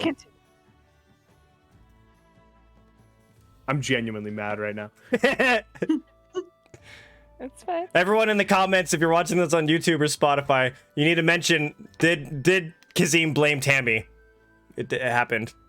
I blamed Tammy for not telling us. I No, don't you blame him. you for blamed not him. You fucking- blamed him for killing him. You blamed him for I not didn't blame helping. him for- You blamed him for I dying. blamed him for not helping. You That's blamed him for different. dying. You blamed it on him. You said it was his fault. It's not. It's not his fault that Terran Continue. died. It's his fault that he didn't help Continue. us. I want him dead.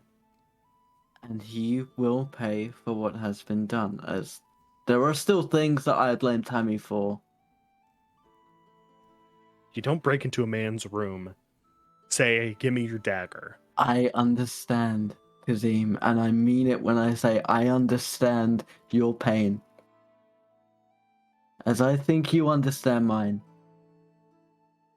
But at the very least, before we make the decision on when we plunge the dagger, we need the truth. The whole fucking truth. Because if I need to go one more day with people hiding things from me or speaking in riddles, I will walk away and let Therastoon burn this material plane to the ground.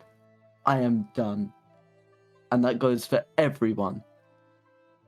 There was one time where I was deceptive towards you, and I will admit that, and I will apologize for that, but I did it because I was told it was for your safety, and afterwards I told you the truth.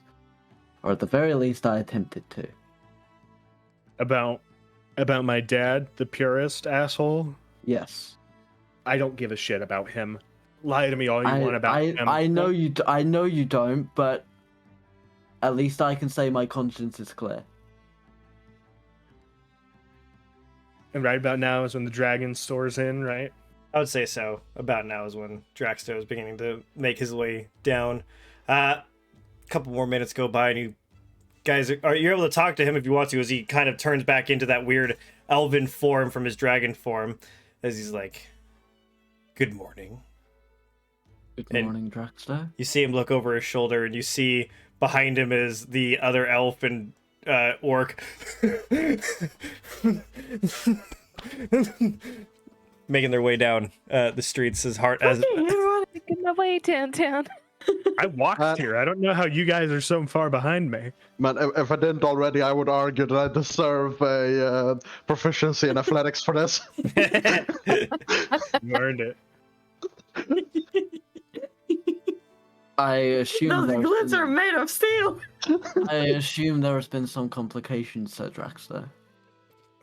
Well, Aimi is working on her own project that some tantrums were thrown about and has sent me in her stead. It wasn't a tantrum. You see him look at I you. tried to have a conversation. She treated me like a child. Roll for a Constitution save. God damn it! This one's not nearly as hard. 13. Doesn't matter. I only got a +1. So you're a little scared of him as he turns to you, and his face turns into that black dragon very quickly as he like lashes out at you and snaps to get you to shut up. We can argue the blame later. Whatever our opinions on Tamiel or other Tamiel or Therizdun or Palor or whoever the fuck else, there is a young boy in danger whose little sister needs him. Can we agree on that much?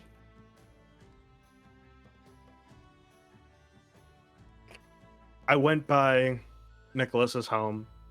Everybody there's fine. They haven't heard from Nico since last night. It's good to know they're safe. I told them what happened. I told Nicholas at least. He didn't believe me. I didn't tell his wife or his child.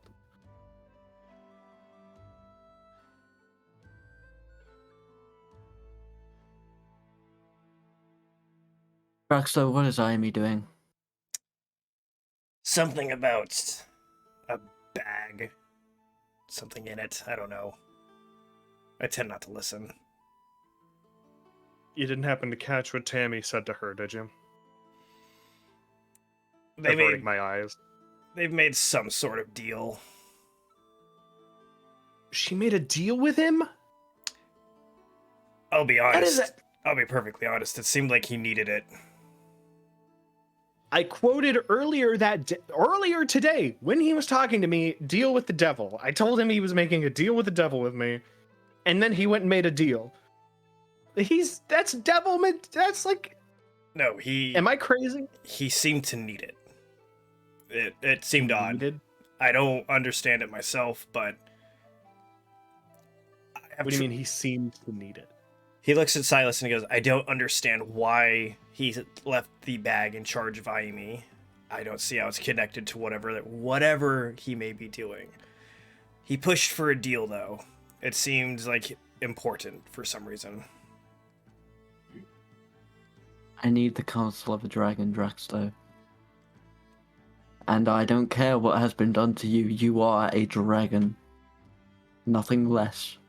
You seem like kind of perk up a little bit, straighten his back a little bit. I want to give Draxo respect because Silas feels a lot of pity towards Draxo. Mm-hmm. Just don't tell him that. Yeah, no. Well, Yeah. Anyway. in a respectful way of like, I feel sorry for what has been done to you, and I don't agree with it. Is the Tamiel that we know a serious threat? As long as you don't seem to get in his way of his vessel, I don't think so. To be perfectly clear, I don't understand why I'm not dead.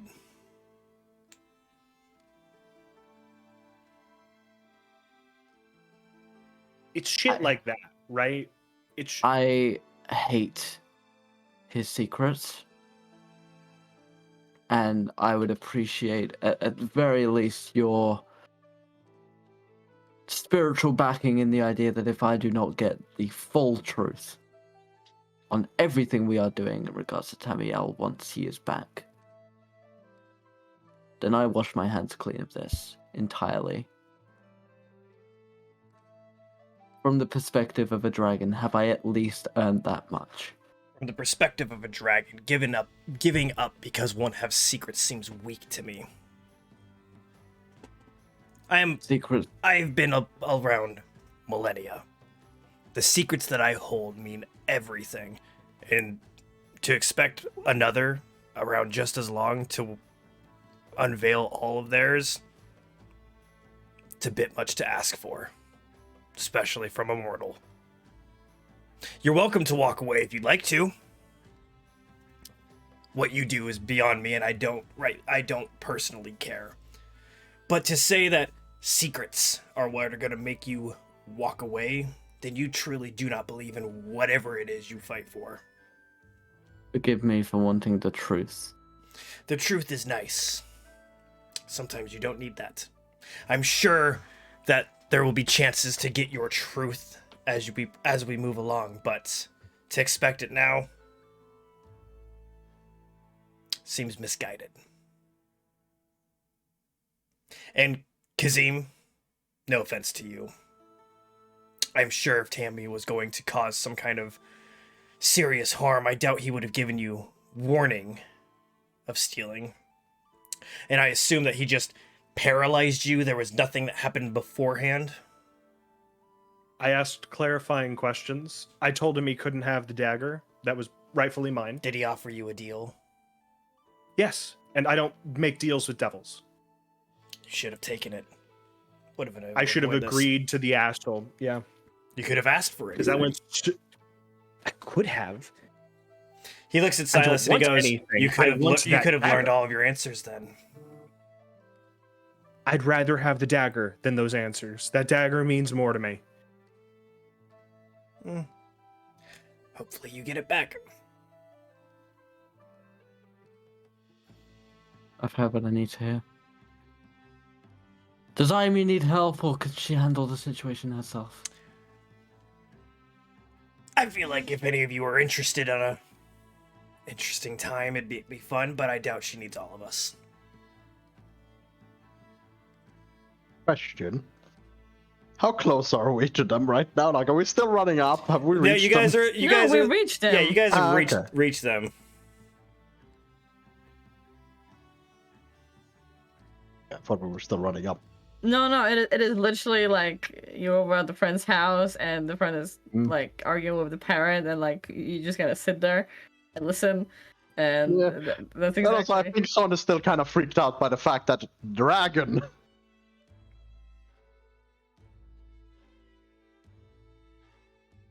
That's a whole nother weight class than what he's used to dealing with.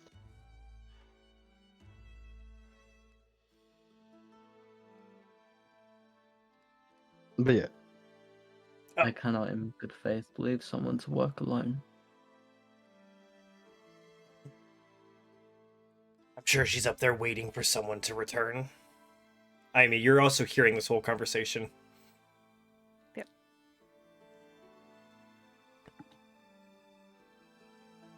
She's gonna kind of... And Kazim, Oh. when you decide that you're going to fight Tammy next, perhaps convince Aimi to give me my scythe. I'd very much like to help.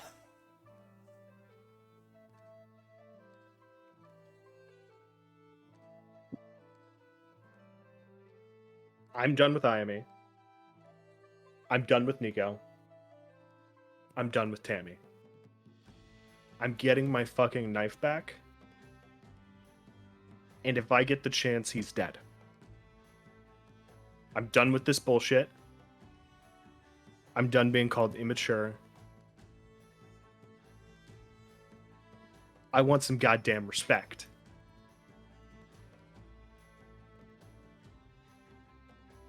And I'll storm off.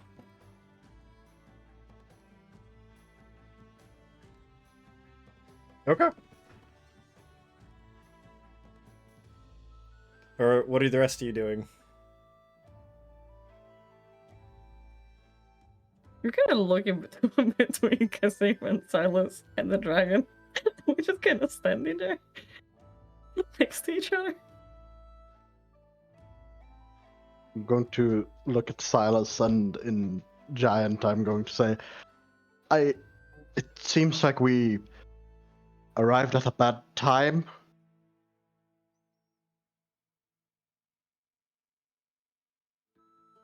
Disagreements on views. The war is won with the pen and not the sword, brother. And this pen is not shared. Draxto, Yes. tell Silas that it has been a pleasure working with him for what little we have.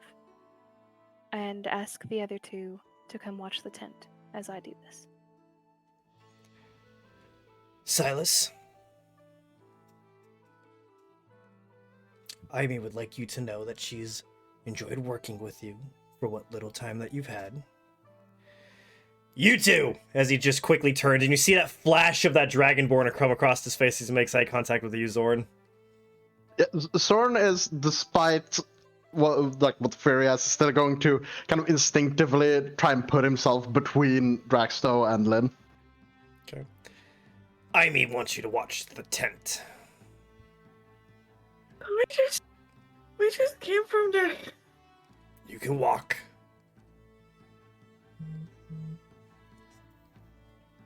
Those poor bastards. And she's They gonna walked give across him town his 3 free time. times. You know, I knew we should have tried to get those horses. Oh my god. Fine. You want Horton? It's... Oh, okay. I'm just And gonna follow. Silas is gonna go because we have 3 horses, That's true. and he's gonna offer the reins of 2, mount up on Artemis. Okay, where are you going, Silas? I'm going with them. Fuck it. Okay. So you see I'm not being Drax. told what to do anymore. You see Draxto just kind of stop and start flying and turn into his dragon form as he begins flying towards Aimi, as Silas begins leading you guys to where Aimi is, essentially. And Aimi, as you're sitting there kind of waiting, you feel Draxto beginning to make his way closer to you as the scythe begins to reconstitute itself into your hand. And after a good, 10-15 minutes, they all kind of... Draxto lands first as he just kind of sits on the outside of the tent, looking at the bag, just kind of laying down. And then another She's good... probably gonna look at him.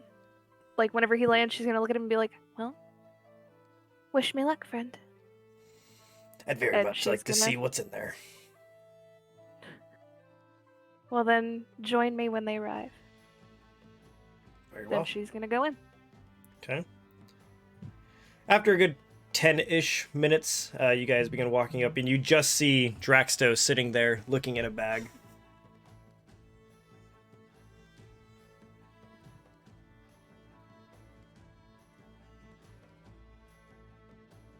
I will tie up the reins of Artemis and go over to the bag. Okay. So as you begin tying up Artemis, you see Draxto just kind of look at you all, and more black smoke comes out as he begins trying to climb his way into the bag.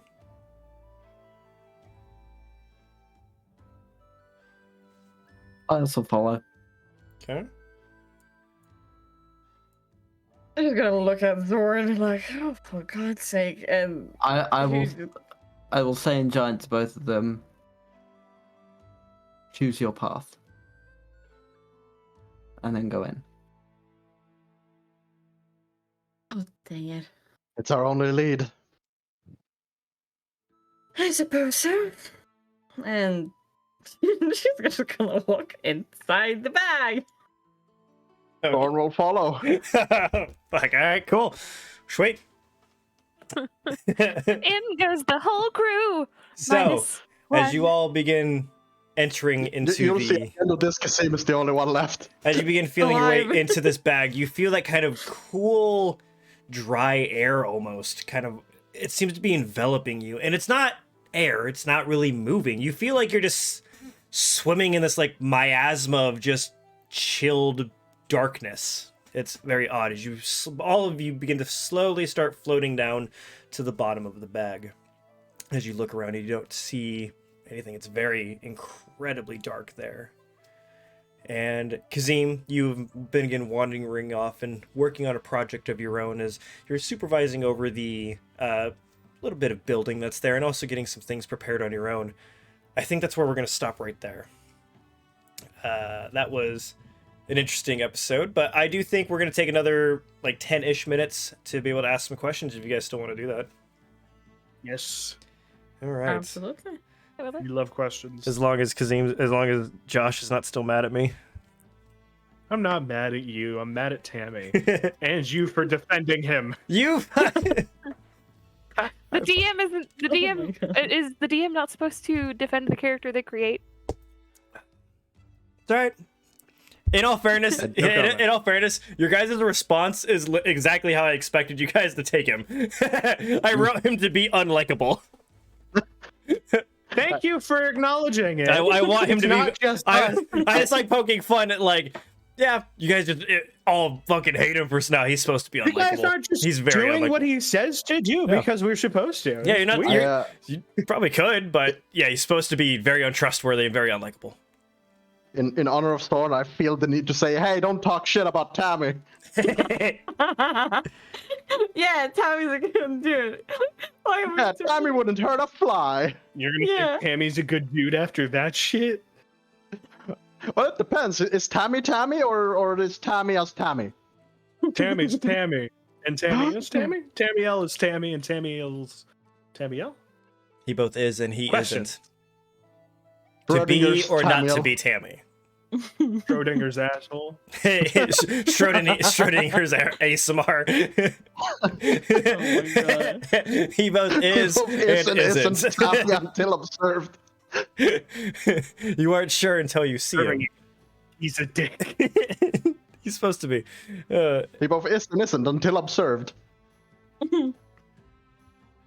Okay, so do you guys have any questions, or you want me to go off of the ones that are in our little Discord? Which, by the way, guys, if you guys are watching this, in the descriptions of the videos, and I'm putting it in chat right now, there is the Discord you guys can join to ask any questions at the end of the episodes if you want. I have a few on here if you guys want to hear those. Yeah, go for it. I don't have anything right now. So. Unless, Seb, you still got some you want to ask? Because you sent me a long I ass have a list. lot, but most of them I feel like are at this point more lore pertinent, so I don't think I can. You can try. All right, okay. Remember, for persuasion. So, my first question. Mm-hmm.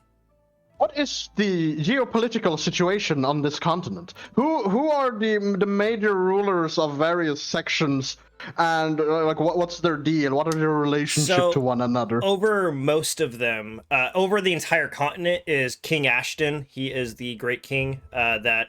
That line of people was always decided by the power of remembrance. So they're all generally related to the last of land to rule. Great, yeah. got it. So he controls the entire continent. Each of the major cities tend to have the main rulers of areas are living in cities with libraries, as the libraries are the central capital of those kind of sub countries. Like Rivers Run is the main city of like the plains, and Peak Barrow is the main city of the mountain area. So far all you guys know, except for you two, which you guys I'll tell you, the rest of these guys don't know, but there's Nathan the Kobold. He runs Rivers Run. He's the Duke. And then there is the Sunbeam. No, not the Sunbeam. The fucking Sunbeam. He's the ruler of the light up in the mountains. Zwindal. Right. Zwindal. Yep, he is the equivalent to a duke, essentially. They rule. They kind of have their own options to how they want to set up their own quote-unquote government, but all of them answer to King Ashton. Right. Okay. I see. Right. So, that's another question, but I've forgotten what it was. Did you have it fucking written down? Bitch. I mean, I sent a lot of questions. Like, this is more a question that I got today during the session, but now it slipped my mind.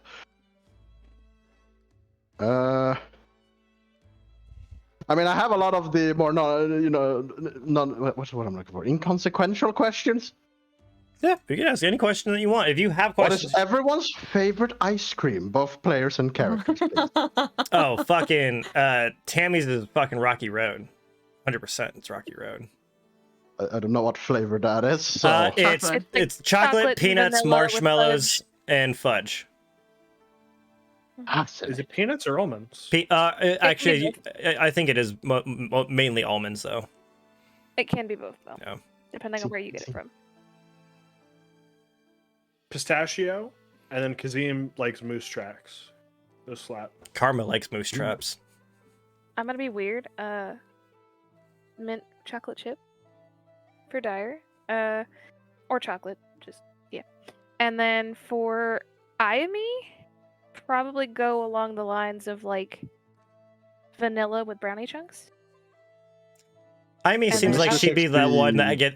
Jaime doesn't get ice cream. Jaime gets gelato. Would Mistress have No, some she gets weird like frozen catnip yogurt. like ice cream? No, well, see, she likes milk and charcoal, so it would probably go along the lines of that. It's just a gray, charcoaly, fucking disgusting Yeah. ice cream. Probably go along I with that. dipped vanilla ice cream in the charcoal. It's just an ice cream cone with charcoal dusted on top of it. No, she like has a bowl of ice cream and she has like charcoal chunks, and she's just like, Well, now I can see Jaime like Nico and Mistrix go to the bookstore to go buy charcoal and paper. Nico's taking the paper, and Mistrix just walking down, chomping on the fucking charcoal, just eating it. Silas, "Whatever your turn." Silas would probably go with pistachio, like anything sort of nut based. I thought he was gonna Me pick and anything Zephyr. green. Pistachio ice cream can be green. It is. But me as Zephyr would be sea salt caramel. Fucking great. It's fucking great. I love either blueberry or strawberry ice cream in white chocolate, like kind of those like on the stick that you have, like just covered in like thick white chocolate. Nico would probably love like I don't know if you ever had it, but like there's this alcohol that smells like roses with like rose petal chunks, just like rosé kind of ice cream. That would be his favorite. Definitely. Interesting. How about Zorn? As I said, you're technically a Yeah, now you're a part of this, so now you have an cast member opinion. now. Blocking myself. I think Thorn would be fairly simple, like vanilla chocolate. Okay. He's too And me scared to try personally, something I'm else. basic, so vanilla chocolate. Zorn's too scared to try any other flavors. I feel like if anything, Low-key. judging, I don't know, but here's the thing: when you go by the standards of the times, so to say, things like chocolate and vanilla would most likely be viewed as luxury goods. Yeah. So when you think Well, about it, especially what where we he see comes as from. basic for him would be luxury. So you know. Yeah, because he's got no What's money. chocolate? What's chocolate? Indeed. So, Bestie, Huh. can we say that Draxtos is cotton candy? Okay. Something completely off base, Just like rainbow sherbet. Bubble gum. Good. Alright, I got one. Stone Creamery Uh, makes a bomb fucking cotton candy one. It's pink and blue too. So I am the destructive black dragon. What do you want? Tutti cotton frutti. candy. I have. Give me. I feel like in that vein, like Rainbow. if I were to ask everyone what their character's like favorite breed of dog would be, Draxter would go tabby cat. No, Chihuahua. Chihuahua. No, Pomeranian. There's a great reason for Chihuahuas though. You ask him why, I'd be like, oh, because you give him to a bulldog and it chokes on it. So yeah. Oh All my right, I've got God. one. I've got a question for you guys. What is everyone's favorite NPC that I've made? Ooh. I think Nathan, you it's said, gotta Kazim? be. Hands You, down. me, and Wait, me. he's Oh, making no, a he's list just of people killing to them. kill. You, I have you, to say, me.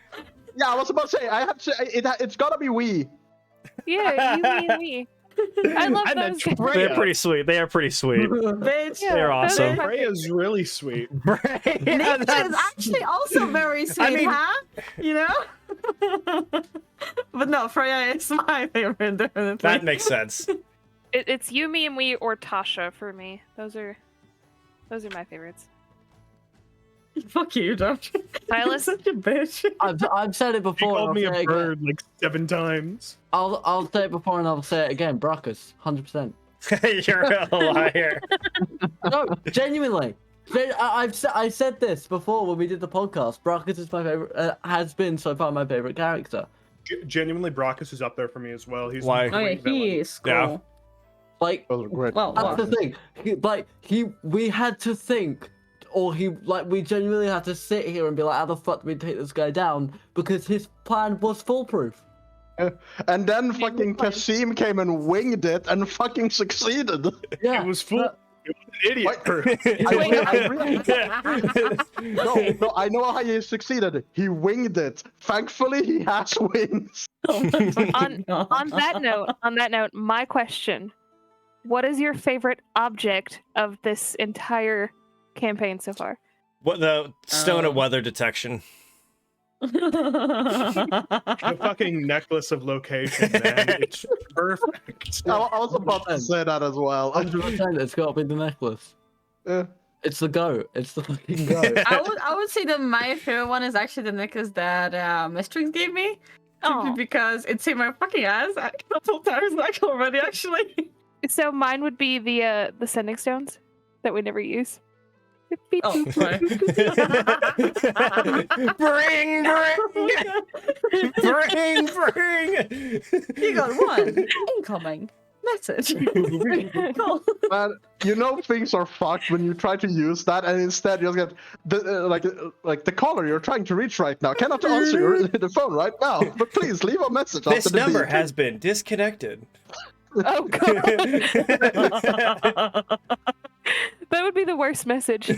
Sorry, you're calling Reach that customer deflection now. service. That's For always, help, press 1. that's always the way I fuck with my players. Like, I'll give them a sending stone with a NPC they really care about, and then one day they'll feel this vibration in their pocket. They pull out the sending stone, and it bursts. Because the other I'm sorry, sending your stone has service has been disconnected. Because I have a rule where if you destroy one sending stone, the other one's destroyed. So like if your sending stone just pops, something happened to the other one. Terrible. And You know you, what? don't, Oh, shit. you don't know whether that guy was killed in battle or they just dropped it down the fucking stairs. you know, in a similar vein, like my brain just came up with like a interesting, well, kind of half funny like way of making a sending stone. You have a sending stone that's virtually able to psychically like contact basically anyone. The problem is to do that you have to go through a middleman. The middleman is some kind of devil who absolutely hates his job. Oh my god. Or Hello, I can operator. see Kazim going into like a magic shop and being convinced that this is a sending stone, but it's just like two stones tied together, and you have to be holding the other stone for it to work. What I want is a sending stone that's just a game of Chinese whispers. Yeah, you have to play, That's a game telephone. You have to play telephone, so it works, but it has to go through 15 different filters before it gets to you. Yeah. Love it. Like it's translated into different languages as it goes, and then back to copy. That's what we'll do. I'm gonna make one that I have to put through Google Translate 15 times, and I'll read you whatever it fucking says at the end. Oh, we need it. We need it. We need Oh it. shit. A sending stone that's literally like it doesn't actually connect to another person. It just summons like an invisible, I forgot what they're called, quickling? I forgot. The really quick like fey Yeah. creatures.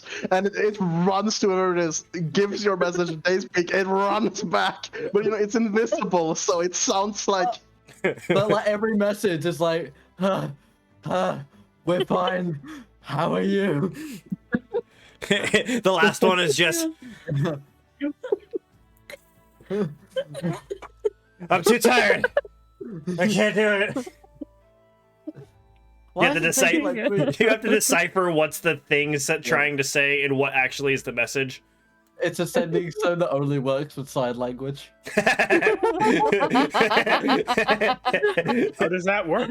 That's even better so- than no one speaks sign language. No, you speak in- Imagine if I made that and no one in the entire world is able to speak sign language except for one guy. Yeah. So you speak into the sending stone, then the other one grows a body and they start doing charades. no, a sending stone that can a sending words, stone. movie. It Correct. only works when a deaf person speaks into it. What the thing is, Cover, what you basically need is the equivalent of an Apple store, but for sending stones with a load of different variations. Yes. Would you like your model to do It's just a this? different Oh, bunch of every year, Okay. every month. A new one comes Yeah. out that's slightly bigger than the last one. No. It comes in a different color. Yeah, like just a store of sending stones, and one of the sending stones is just an enchanted apple. Greymore, quickly. We know where Theristan's being resurrected. Would you like to update your sending stone? No, this is the worst time. So Karma, can we all agree that we're officially level 6 now, or We've all been level 6. We've been level 6 I just want to forever. make So sure we that can it's what agree it's that we're supposed to level be. 6. We are level 6. Okay. We've been level Making 6 sure this that's whole what it's time. supposed to be. We level up. Making No. sure. Motherfucker, I you get to just say that now. I get to say that now. You just stole my line. Okay, guys. I think There's that's always enough a for great our minds. questions for today. I think that's time where we're going to end it. I want to thank you guys for playing with me. Seb, thank you for joining us this week. He will be with us It again has next been week. lovely. It's going to be a lot of fun. Okay. And who knows? He might be a reoccurring character. I don't know. We'll see what happens. But thank Pull you him guys. off. Thank you guys Sacrifice him to the Bagman. So there you go. You guys have got your cannon fodder. Thank you guys for playing. Thank you guys for coming to watch us. Check us out on the Spotify and on the YouTubes and on the TikToks and all that shit. Who wants to do it this? Actually, Seb, you're our guest. Do it this week. Oh god, he broke. He brought the sound barrier.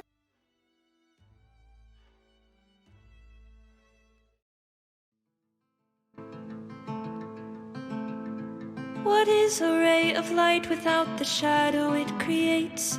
What is the darkness without desire for flame? What is a warrior without a worthy foe? What would you like to do? It's time to roll. When the lines between good and evil are blurred, no one knows if there is Dune or Paler came first. An ancient struggle throughout all time to push against the other keeps both upright. Is the coming chaos worth the peace? Is it all just a puzzle to complete? A one-sided coin can't exist, isn't real, and thus goes the tales of Ethyl. Thus goes the tales of Ethyl.